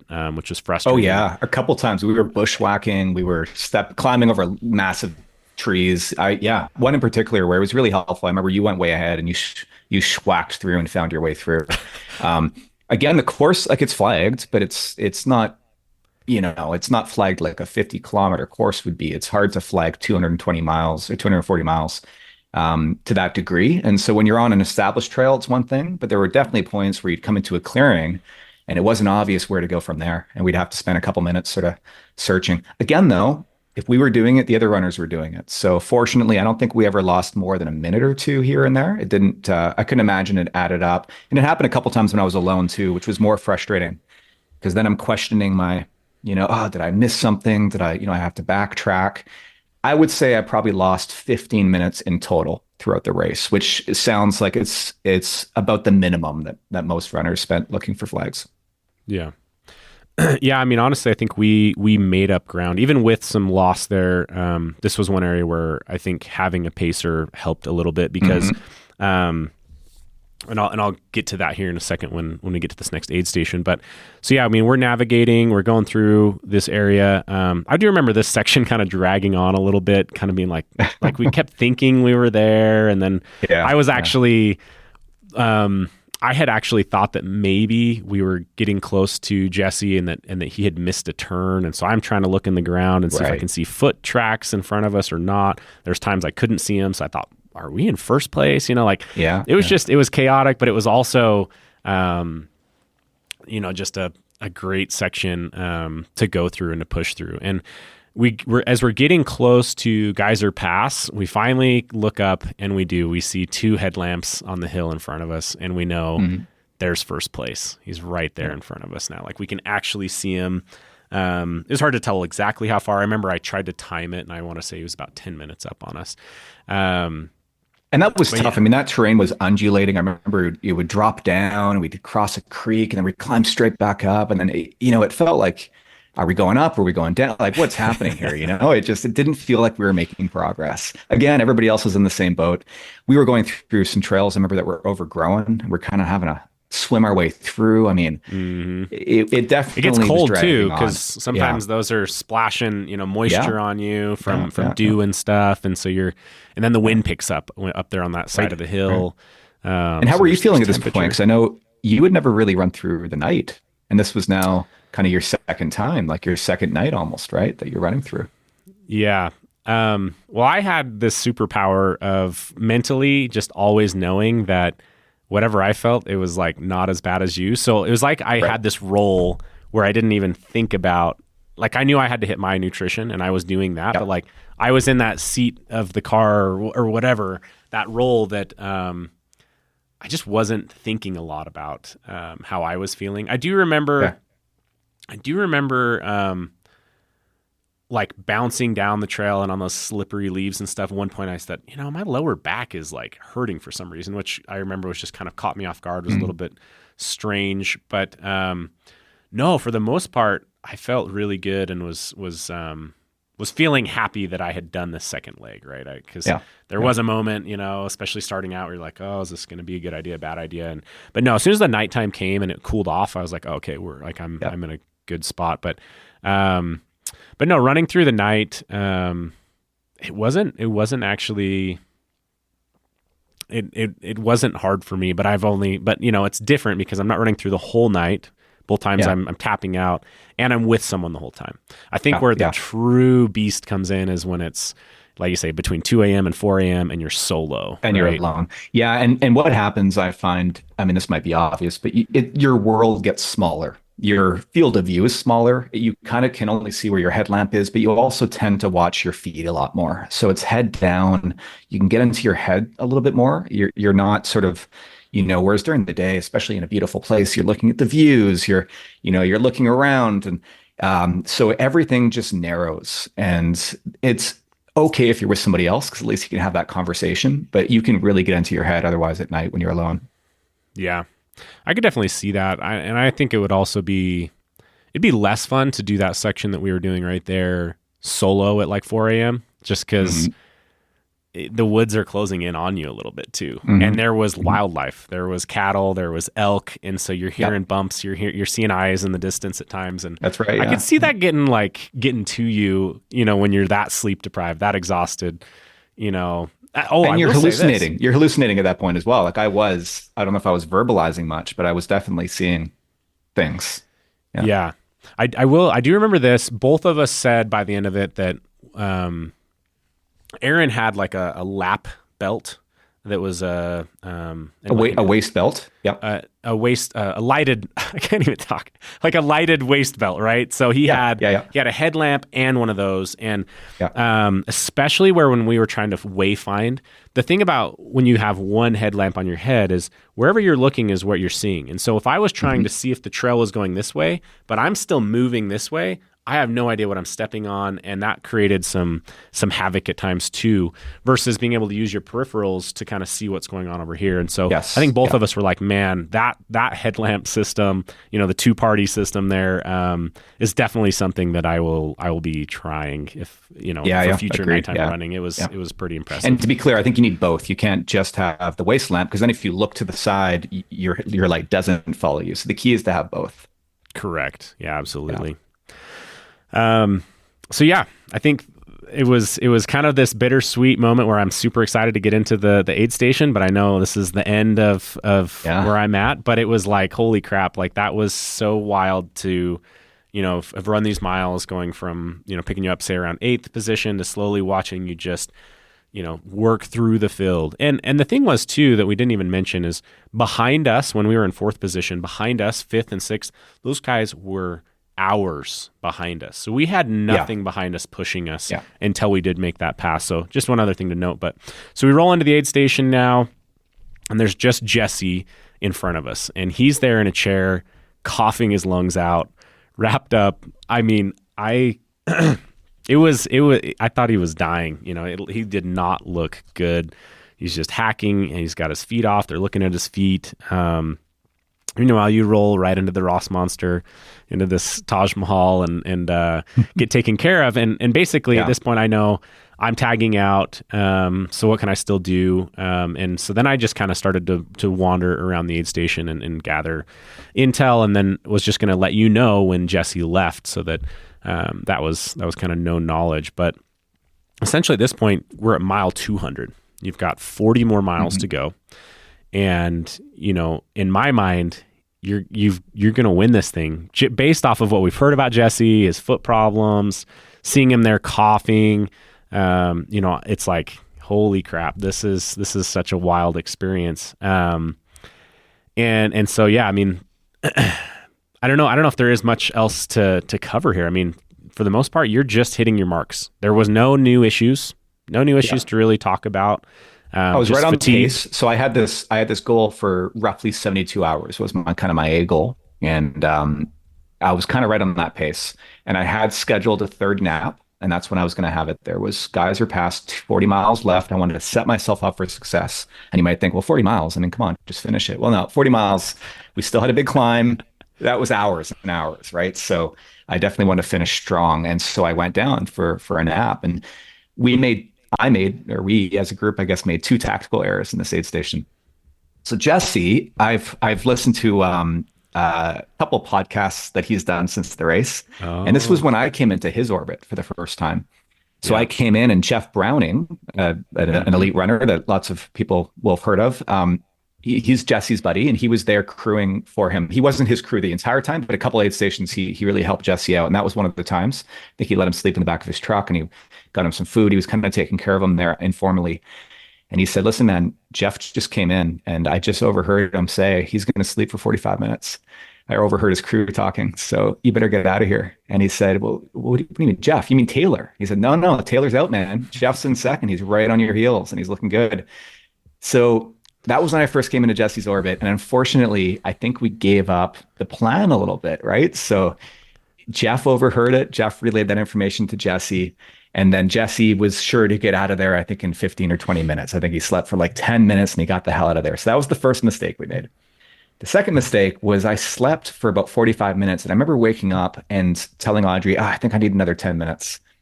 And that was just me being lazy because I didn't actually end up falling back asleep. And that extra 10 minutes, as it would turn out, I've been saving could have this, made right? a difference. So I did get out of there though on schedule. I think I'd spent about just over an hour, not too bad. We spent about 10 minutes. I did my usual, I think I did my last foot bath there. And that's something we didn't really talk about was the reason for that. I washed my feet, I think it was 3, maybe even 4 times, roughly every 50 to 60 miles. And that was the plan I had going in. We bought this little bucket thing to wash my feet in. We had soap, and Audrey would always have warm, soapy water. I've never done this in a race before, but I actually picked this up from Jeff Browning, who I just mentioned, from watching his documentary from the Moab 240. And he was doing this because he was having some foot issues. He was getting rashes and stuff. So he started washing his feet. And the reason I decided to do this as well is because the sand in Moab, it's not like it's fine sand. It's really fine sand. It's not like sand you'd see on a beach. And it gets everywhere. And it gets in your shoes. If you're wearing gaiters, it doesn't matter. It gets in your socks. So just taking my shoes off, washing my feet so I could reset. I'd re-lube my toes, but with clean feet, put new socks on, dump my shoes out as well as I could and then put them back on. Doing that every 50 to 60 miles, I didn't have a single blister. My feet were in perfect shape.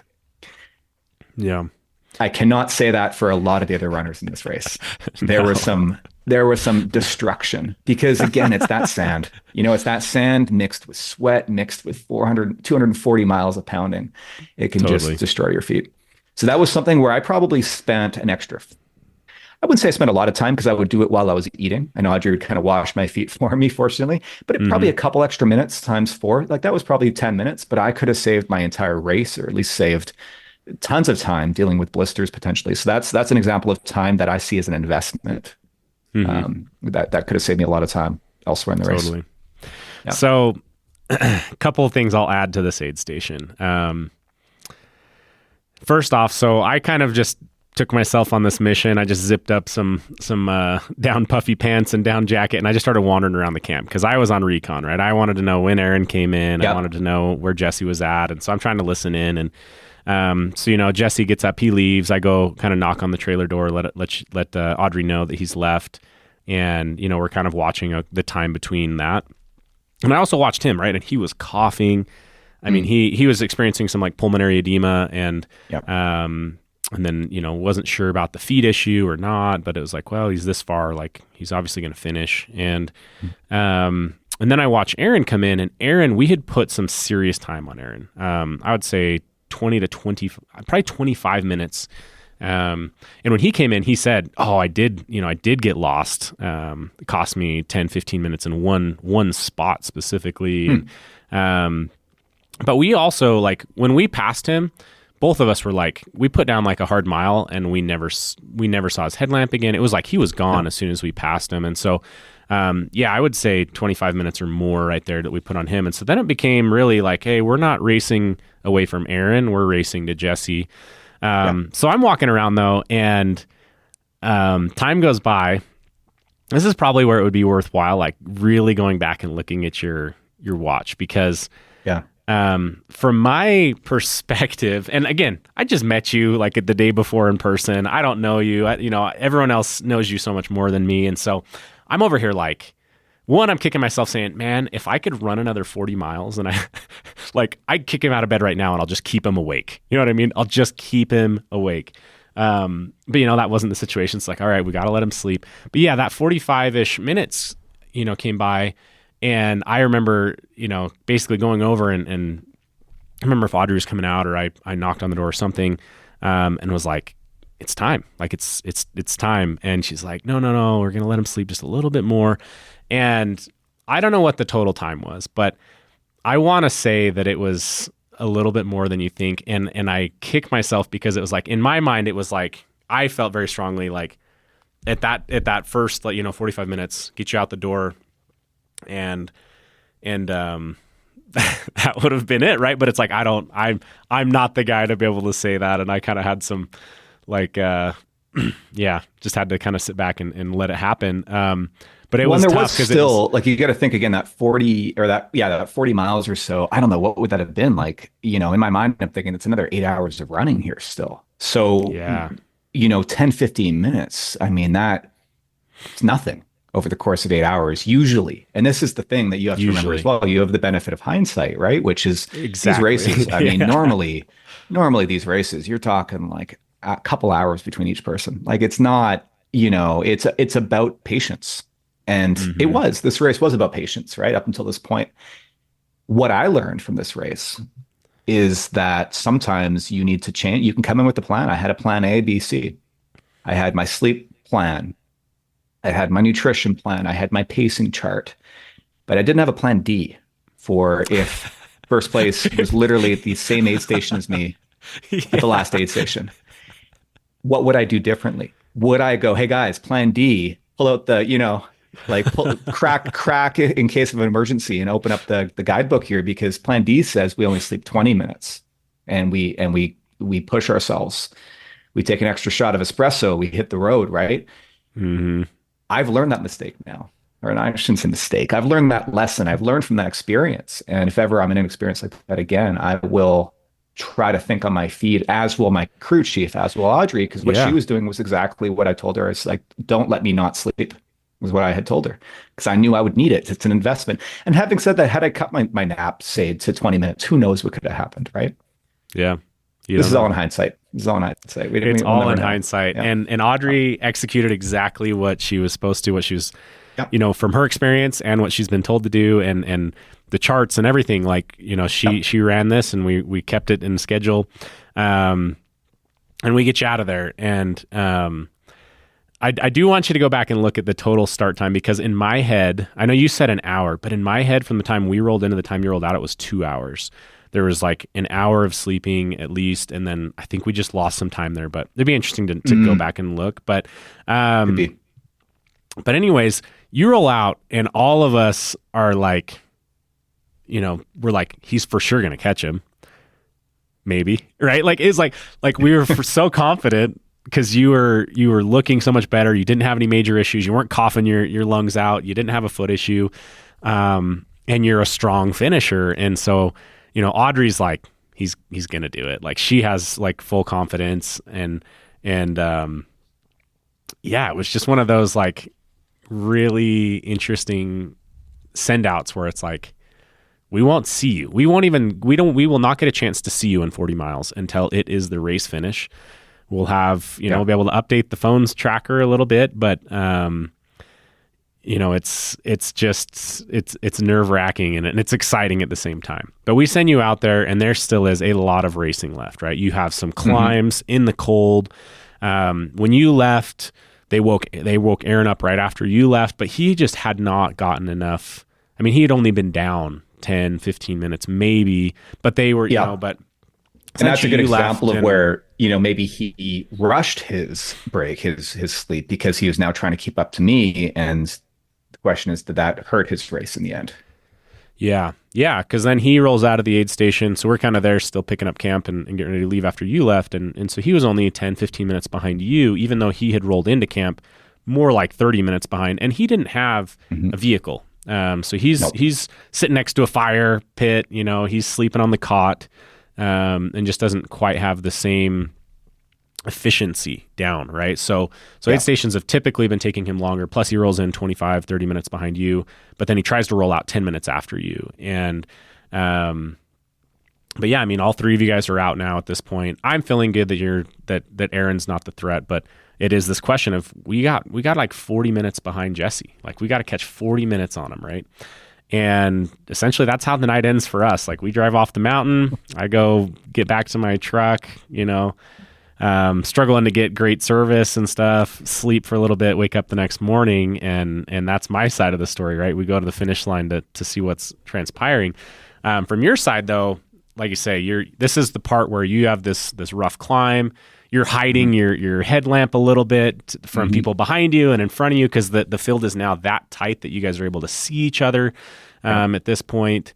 And then you have that long road where you're literally falling asleep and almost tumbling off of the road.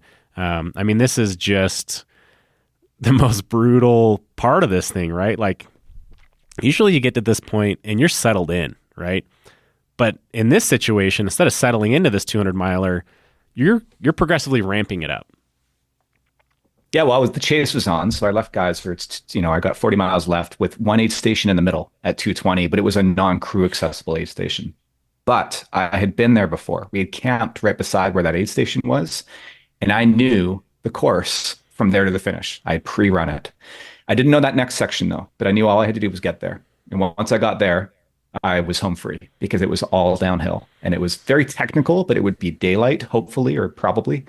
And so I thought of this as I have two 20-mile legs. The next section is unknown. The last 20, I got it in the bag. That next 20, though, was definitely the hardest in the race, physically and mentally, mostly because I was so tired. That's exactly the leg I described earlier. I'm falling asleep on my feet. I am asleep. I'm losing minutes. I'd wake up and not in the ditch, but as I'm about to fall in the ditch. Jesse, turns out, was doing the exact same thing. Back and forth on the road. He's hiding his headlamp from me. I'm hiding my headlamp from Aaron because I could see him, what looked like just behind me. It turns out he was miles behind me, way up the road. But in the middle of the night in these open areas, it feels like you could be within, a matter of half a mile.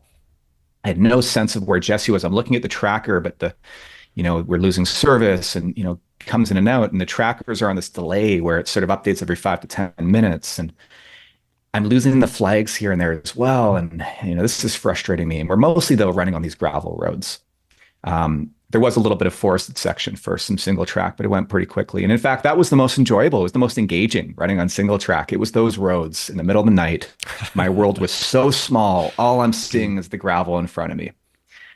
You can almost sleep. Eventually, yeah. And eventually I thought I started seeing drones, and I thought I had a film crew. I had Derek there filming me throughout the race, and I thought he was out there with his drone. And then I saw more than one drone, and I'm like, how did he get so many drones? So I'm seeing these drones flying around me, and, I'm hallucinating like crazy. But finally I approached where I thought that aid station was going to come up, and the sun was kind of starting to come up a little bit, and I knew I was kind of on this home stretch. So it was just forcing myself to run on this gradual uphill grade, this like just runnable enough that you should be running it. So physically, I'm just trying to muster a bit of strength. And this is where, if I had a pacer, I could have had somebody going, come on, man, you got this. Let's run this. And instead I didn't. But it was a fair fight, it turns out, because neither did Jesse. He had a pacer, I think, heading into Geyser, and then he too dropped his pacer and was running that solo. So he was in the same boat. So it was a fair fight. Same thing. He was struggling, like, I know I should be running this. Like, come on, talking to himself. Come on, Jesse. And I was doing the same thing. Like, come on, Jeff, you got this. One more aid station. Finally, that aid station came into view, kind of right as the sun was coming up. Pulled in there. I said, how far ahead is Jesse? They said, it couldn't be more than a mile ahead. And I thought, okay. And again, this was me being a little too conservative. I said, okay, I want to set myself up for success. Let's fill up my bladder. Let's fill up my bottles. Let me get some food. Let me make sure I'm ready for this decisive pass. And I spent a few minutes there, probably 5 minutes. That leg, when I'd run it before, because I had run that final 20 miles, mostly downhill, very technical, the most technical part on the course, probably. It is, and it's undulating. It's not all downhill. It's challenging. But it took me a few hours to run that in my training. And I did it in the middle of the day. It was hot, and I ran out of water with like 2.5 liters of water. Wow. I didn't want that to happen again. I imagined me being halfway through and just dying, like running out of water. So I was trying to prepare for that. What I forgot was the fact that it was 6:30 in the morning, and, it wasn't going to take me whatever it took last time, like hours and hours. And it was much cooler, and it was we were racing. It wasn't just a training run, so I was going much quicker. And right around then is when I also got cell service. So I was able to pull up my tracker, hit refresh. There he is, half a mile ahead of me, maybe. So I left that aid station. I said, give me that to go. Took my pancakes in a bag with maple syrup to go, and I'm trying to eat it as I run. I'm looking at his tracker, and I'm kind of biding my time because I was running, but I didn't want to quite drop the hammer yet. We still had 20 miles left of technical terrain. So maybe we're 18 miles now, 15 miles, and hit refresh. Feel like I should be getting closer. I'm thinking, like, they told me, you guys all told me his feet were destroyed. He didn't sound good. Yeah. Like I should be moving faster. How is he running fast on this technical terrain, right? This rocky terrain. I'm hitting refresh. And I kind of know, I remember the route. I remember you kind of go and then it turns right. And I'm thinking I should see him right ahead. And it looks like he's right there on the tracker. But again, we're jumping around on the tracker a little bit. So this is frustrating. I'm now starting to layer it on thicker. I'm picking up the pace and I'm hitting refresh. I got the tracker in one hand. And it turns out he was doing the exact same thing. He's right ahead of me, hitting refresh on the tracker, trying to, you got to pinch and zoom. You got to, trying to run, looking at the tracker, looking behind him. So we're both playing this game. Yeah. And this continued for that next like 10 miles all the way down the rim. We hit the technical single track. Again, where the hell? Why can't I see him right in front of me? But it turns out a half mile is actually a pretty long distance, like visually. So he was And always like just around the delay. bend. There's the delay from There's where the it delay. pings to when it actually Yeah. gets red, and then it gets back to you. There was a delay. But this is like, I'm loving this though. I got a smile on my face. I'm like, you know what? Aaron's way behind me. I dropped Yeah. him long ago. Jesse's right in front of me. Second place is in the bag. I'm at 210 miles into a 230 miles into a 240 miler. The race is basically over. This is just fun now. This is just a game. So whatever happened, I was going to be happy with. So I had a smile on my face that whole time. And I start picking up the pace. Again, I know this route. It's technical. It's fun. The sun's up now. There's people on the trail. There's another guy out there with a camera. He's like, oh man, he's right ahead of you. And then I bite it so hard. I'm just trying to sprint. I'm getting all this adrenaline and I tripped and I just slammed into a rock, like shoulder first, cut my shoulder up, ripped my shirt. And it knocked the wind out of me. And I got up and I'm like, oh my God, like, is my race over? Like, did I literally just crash and burn like 10 miles from the finish? But brushed myself off. I was okay. Kept going, kind of lost a minute or two though, and got going again. Finally got back up to speed. Approaching the road. So we're sort of towards the end of the single track. And there's Jesse. There's a bend there. The trail takes this bend kind of into this canyon. And it's maybe I don't know, quarter mile. But it is sort of like you have to kind of scramble over rocks and then climb down. Like you're not really running and it slows you down a bit. It kind of ruins your stride. But at one point where the trail loops, you're like meters away from the other side. Like you could almost, it's like 10 meters away maybe. And I see him right there. And I go, Jesse. And I point at him. I don't know why. First of all, I think it was also more of a question. It's like, Jesse? Because I didn't even know what he looked like. I had never seen him before. Right. And he turns to me and right away he knows there's Jeff. So he just takes off, keeps going. I realized my mistake. I shouldn't have said anything. I should have snuck up on him. Did but he I wanted him to know acknowledge you, or right was he like, I don't think he said anything. He just kind of looked and yeah. And I was still a couple minutes behind him at this point because I had to go around the bend myself. But I also kind of wanted him to know, like, I'm right here. Like, this is his race to lose. I mean, he had been in first place. I didn't want to sneak up on him, right? So I wanted him to have every chance he could have to outsprint me. And there's like sort of one last kind of downhill, and then you are on the road. And then there's a final, I think it was about 4 miles of pavement. Maybe even more. I can't remember now. Heading into Moab, it's flat. It runs along the river. I'd run it before. I could picture every meter of that. I'd run it a couple times actually in training. I really love to be able to visualize the finish, those final miles. So we hit the finish there. Derek is in his truck right there, and I yell at him. I see his truck, and apparently he had just been notified. Somebody texted him and said, "Hey man, like this is pretty exciting. Hey, like Jeff's coming by you right now." And he thought he had like hours still to kill. So he apparently had like a skillet of eggs he was cooking up. He threw it in the sink. He quickly got his drone up in the air. He's got drone footage of me chasing Jesse. Jesse's about a half mile up the road here. And I'm just giving it everything I can. Of course, so is Jesse. He's running scared. At one point, my buddy Billy Yang caught up to me and he's kind of biking or he was running, I think. And he's like, yeah, Jesse's like, you only have about a mile left now. And Jesse's like a good probably quarter mile to a half mile ahead of you. So I knew like at that point, I'm not going to chase him down. So I slowed down a little bit, but I was still running it in, enjoying myself. Jeff Browning ran out to meet Jesse, ran him in. There's some great footage of him like turning behind and, he's like, where is he? Where is he? Jeff's like, don't worry, man. You got this. You got this. Turns out everybody was tracking us, all of my friends back home, people from the community, people at the finish line. 200 milers generally don't end this way. We crashed the website. The tracking website went down from so many people hitting refresh. And I guess because of that delay, it looked like we were jumping in front of each other because we were so close and because of that delay in the tracker. So it was a great finish. It was so much fun for me. Jesse, I don't know if he was having fun, but definitely he had to push himself in the end. And I think it was probably one of the more exciting 200 milers you're probably going to see for a while. They generally don't end this way. Oh, 100%. I mean, it was crazy exciting. The buzz at the finish line, everyone's so excited. No one knows who's going to come in because of that delay. By the end, the delay, there is some jumping around because maybe yours pings and his doesn't, and then vice versa. Yep. And super, super exciting. And then, I mean, from my perspective, we see Jesse come around the corner, and it's like, at first it's like, is Jeff right behind him, right? It's like, are we going to see a sprint finish like that? Yeah. And that would have been fun. That would have been because Jeff Browning is like just looking over his shoulder every time. Every like 10 steps, he's looking back for Jesse saying, "Hey, you're good. I don't see him. I can literally hear him saying this still. Like, no, you're good. He's not behind you. I can't see him. He's not there, you know."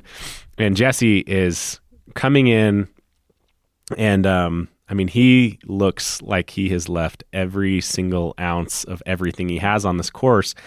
And I'll always remember, you know, you drop down, you come into the finish line, and I kind of loop through, and he comes across the finish line just panting, so tired, exhausted looking. He puts his hands on his knees, and he's just, and he just looks up and he says, "Why? Why did he do that?" And everyone just starts laughing because to him, you know, he was winning this race. Like, why did you like come in here and try to win? You know, which everyone laughs because like, of course he's going to try to win. But to Jesse, it was just like, you know, you made him have to dig to an entirely different level that he did not want to go to, but you know, he did it. I mean, props to him. So I finished 5.5 minutes behind. I did kind of pull back a little bit at the end, but 5.5 minutes and I finished just under 71 hours. So I beat my own time goal by an hour, and couldn't be happier with that. And I also just want to say Jesse is a phenomenal athlete. He's actually 50. I'm 42. So I hate to say it, but especially for his age, but he's had some really amazing performances. If you look at his ultrasignup.com, which is where we track stats, and it's where you do race registration and things. He's had a bunch of first place finishes, a ton of podiums over the years. This was his race to lose, and he had a much more aggressive time goal in mind originally. Now, they did extend the course this year. It had actually, because the course changes over the years, I believe until recently, it was only about 220 miles. When it was actually measured out. So they extended it by a good 18 miles to make it closer to 240. So they estimate that added a good 6 to 8 hours on the finishing time, which is, I think, partly why Jesse's time was much longer than he originally anticipated. But he came into this race to win it. I didn't. I came to this race hoping for a podium, but I was going to be happy with top 5. And so this was definitely his to lose. And so I'm happy to have been able to push him. Again, we're talking about minutes and could I have saved time, but there's nothing to say that Jesse couldn't have dug that much deeper and found 10 minutes himself. Yeah, absolutely. It was such a tremendous effort to watch both of you guys come in minutes from each other. Having never seen each other on the course, mind you, right? Like you guys met each other at the finish line for like the first time. And just, I mean, it was incredible to watch. You know, tears were shed. People were over the moon about the excitement of the race. You know, typically just, you know, you get to that first place person rolling in and hours go by sometimes before the next hours. And Aaron was 3 hours behind me in third. So that kind of gives you that perspective. And I think Roman was 2 hours behind him in fifth. So that's generally how these things go. There's a couple hours between each. So when it comes down to minutes, that's definitely different. I would say again, Jesse's an amazing athlete, but he was having some challenges that day. He almost dropped. If I had an extra 10 miles, I'm pretty confident that race, because I was feeling pretty good still at that point. And I that tells me I could have probably been a little more aggressive, but if this was the Cocodona 250 instead of the Moab 240, I think I would have had him.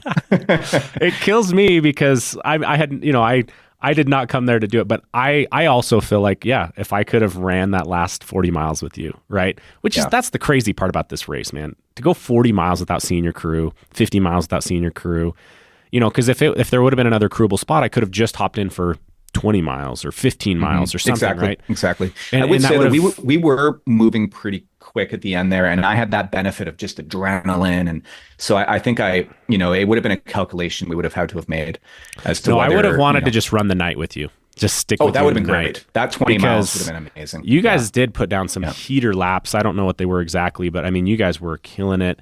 But it's one of those races where we can sit here and be like, you were so close to first, or we can be like, dude, you crushed your plan A goal. You took second, which was absolutely, would have been the highest you could have ever, from my talking with you, it's the highest you would have ever dreamed you would have, had a possibility at in this. And the cool thing is, you're still hungry. You're not injured. You're not, you know what I mean? Like, and this is what you love to do. And we're going to see you back out there, just continuing to learn and build. Right. And so what an amazing experience. I feel very blessed to have been able to just, be a fly on the wall for a lot of this and have that first, seat position to, it's just, it's so hard to describe. It's, you're not watching, I think I said this on my Instagram. You're not watching NASCAR, race passes and speed and whatever, but it was just as exciting. It was so exciting to watch. It was exciting to watch you move into the top 10 and then the top 5 and then the top 3 and then right there into second position and be within striking. And, man, I mean, and like you say, for 240-mile race, they just don't get closer than that. And so many people kept saying that at the finish line. I've never seen a 200-mile race like this and that tight and that exciting. And man, just so it's been a few months now. How do you feel about the whole experience and, any last, end caps to this? Yeah, so it's been 2 months. I took it pretty easy I barely moved for the first few days. I hung out at the race finish, took a couple of days for everybody to actually finish. And then we flew home. I took a few weeks pretty easy. I think I took a good 2 weeks from I didn't do anything for 2 weeks. Then I slowly started running again. And I'm keeping my mileage pretty low. I like to recover hard. I like to give my body a chance to, kind of heal itself, and also my mind. I like to take time off from structured training. This was a lot of work. So Moab, the result aside, it wasn't forget about second place. I mean, you can't control who else shows up on the day. So I focused more on the time. I finished in just under 71 hours and I planned on running 72. And that wasn't a coincidence. That wasn't an accident. I see it as being a well-executed plan. That 71 hours could have easily put me in 10th place if a bunch of other faster people had shown up on the day. So again, it's more about that execution. I think I had a good plan. I stuck to it and I executed that. But that was all built on a foundation of a lot of training.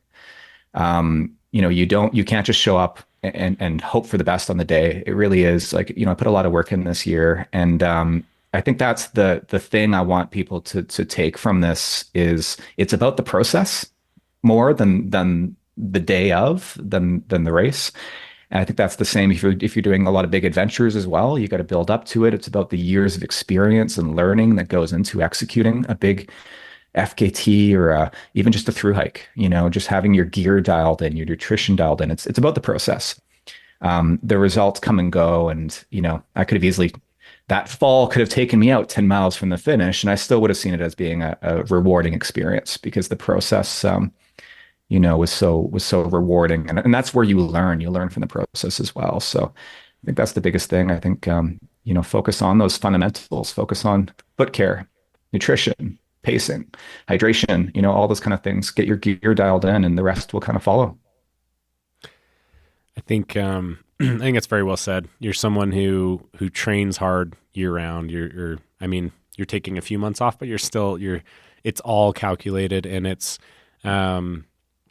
really is. I mean, this was an amazing year to watch, the events that you did, the races you did, the trips, that you did, living in Europe, all of these different things. It was such a process. it's always great when you're able to get to the end of that without injury, without ailments and issues, and like you said, in ultra running, so much of it is you're racing yourself, right? That's why there's so much camaraderie out there, right? Everyone's cheering for each other out there. You're racing yourself, until you're not for half a second, and then it's back to racing yourself, I guess, know. But I will just say this: being able to come and watch that and learn and share miles with you definitely was inspiring. I think people are going to be incredibly inspired by your documentary when you put this together. Definitely looking forward to that. And for me, I think the biggest thing that I took away from it was this belief that like I can go more miles than I even thought I could, right?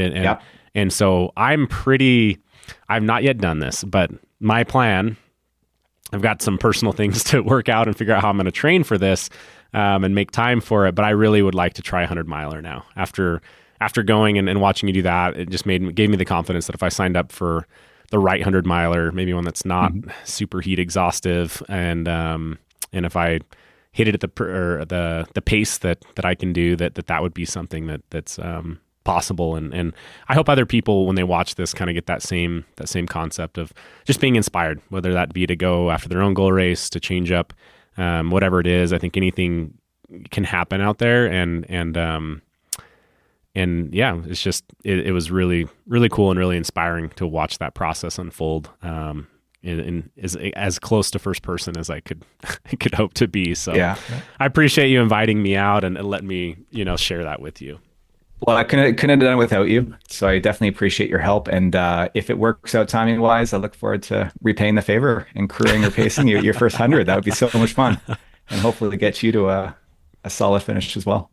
Yeah, I hope. I need to sit down on Ultra Sign Up or something and just look at all the options come January 1, what you're supposed to do on January 1st. Right, when you make all your bad decisions, that's right. That's right. That's right. Yeah, and I would say for other people too, there's no rush to run these long distances. It's for some people 50K, 100K is a huge distance. It might be the longest you ever go, but it's a process to get to 100 miles to 200 miles, especially. So I think just getting as many reps as you can, doing as many 50K races, as many 100K races, do a few 100 milers, and eventually you will be in a place where the next logical step is to run 200 miles.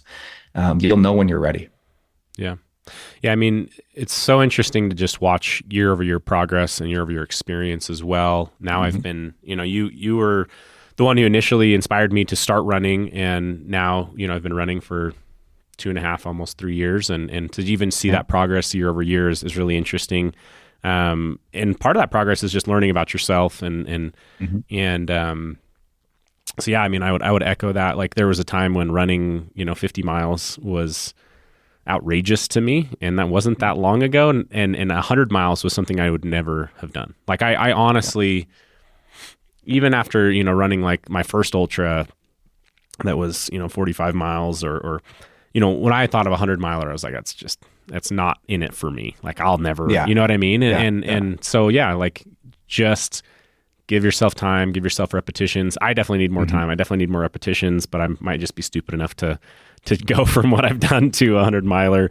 Hopefully, I've got enough experience along the way too, and we'll build more of that in training. But whatever it is, set your goals. Everyone's goals are different, but piece by piece, you've proven you can get there. So yeah, don't rush it, but also never say never. I've learned that lesson. Right. Never say never. Just give it time. Yep.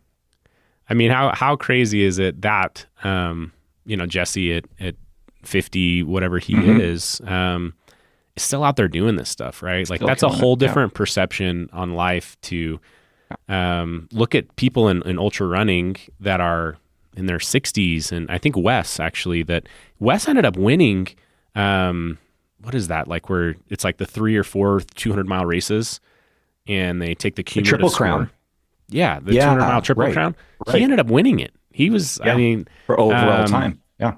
and I don't know how old he is, but I would guess he's into his 50s or so. And like, it's really cool to see that, because I think I grew up without that perception of that's even a possibility as you get older. And really, I think what's so cool about today's, understanding of health and supplements and whatever it is, right? That, man, I plan on being able to do my hobbies till I'm well past where I thought I could have, grown up. And that's, it's a cool thing. So whatever age, wherever you're at in life, go set yourself that next goal and don't write it off. It's totally possible. So, well, I just looked at the clock and I have killed some of your time today, Jeff, but I've been excited to talk through this and relive this. And, man, that time went fast for me, at least just walking back through that race. So much fun. I'm glad we were able to document this, via podcast. And, I mean, what a good time, and just really, really appreciate, you coming back on here to talk as well. No, that was fun to relive it. And, of course, as you mentioned, there is a film in the works. Probably at this point won't be published until March. We're actually looking at doing probably a theatrical screening here in Vancouver first at an event. So we'll do a bit of a community event. And that's going to be this conversation took 2 hours, but that's going to be a good 90 minutes, I'm sure, as well. Yeah. So I've got 11 hours of raw footage that we're working through right now. So that'll be a good feature length film, and it'll cover the entire process. I mean, you're going to see the crewing, the pacing, the all the nuts and bolts that go into a 200-mile race. Yeah. Jeff, you're also well known for fast packing. I think at this point we'll have to table some fast packing conversations for later. Yeah. But did you have any films come out this year or upcoming films related to fast packing as well to call out? Yeah, so I have another one that again probably won't be ready until shortly after the Moab film, so in the spring. But we did a couple of fast packing adventures this summer. One in particular in Triglav National Park in Slovenia, which was it's incredible. It's one of our favorite places we've been. Slovenia's in the Julian Alps, and there's an amazing hut system there. So we did a 4-day rather, 3-night. I forget how many nights it was, but we did a multi-day fast pack anyway through Triglav National Parks. I used the Skyline 30 liter pack from Outdoor Vitals, and that's something we'll talk about in the film as well. So there'll be probably a good 60-minute film. It's going to show us climbing Mount Triglav, the highest mountain in the country. It's going to show us going through the huts and on some very technical terrain, via ferrata routes. This is my partner Audrey and I. We had a great time. So that film's coming as well. Awesome. Well, if you're not yet subscribed to Jeff's YouTube channel, make sure you go get subscribed. There's some awesome films coming up, and not something you want to be missing out on. So, okay. Well, I think I can let you go here. Again, appreciate the time, appreciate the invite to come out there and watch and help out. And yeah, if I go do something stupid like run a 100-miler, you're to blame. So, yeah, well, count me in. Okay, thanks, Jason. That was fun. Yeah, thank you. All right, I hope you guys enjoyed that interview as much as I did. We completely lost track of time because we got so lost in those stories. But I hope you guys just enjoyed hearing those stories and all those subplots and little nuances of this race that eventually unfolded into him taking second by just a couple of minutes in a 72 hour race. Absolutely phenomenal. So fun to watch. The entire ultra running community and world was paying attention to this race because of how close it was. And again, that was manifest in the website coming down, not even functioning at the end of this race, and people being, completely confused at who won the race. And man, just a lot of fun. But hope you guys really enjoyed the stories there, and appreciate Jeff coming on. We will bring Jeff back on and talk about some fast packing and some trips that he has done this last year when he debuts some documentaries. So look forward to that. Jeff is a wealth of knowledge around fast packing and a pioneer in the sport as well. So always look up to him for that. But thank you guys for tuning in. Make sure you are subscribed. Please rate the podcast if you've not yet done so. Share it with friends. It helps us in our mission to get more people outside to improve their mental, physical, emotional health in a time where that's very much needed. So thank you guys for tuning in, and we'll catch you guys on a future podcast.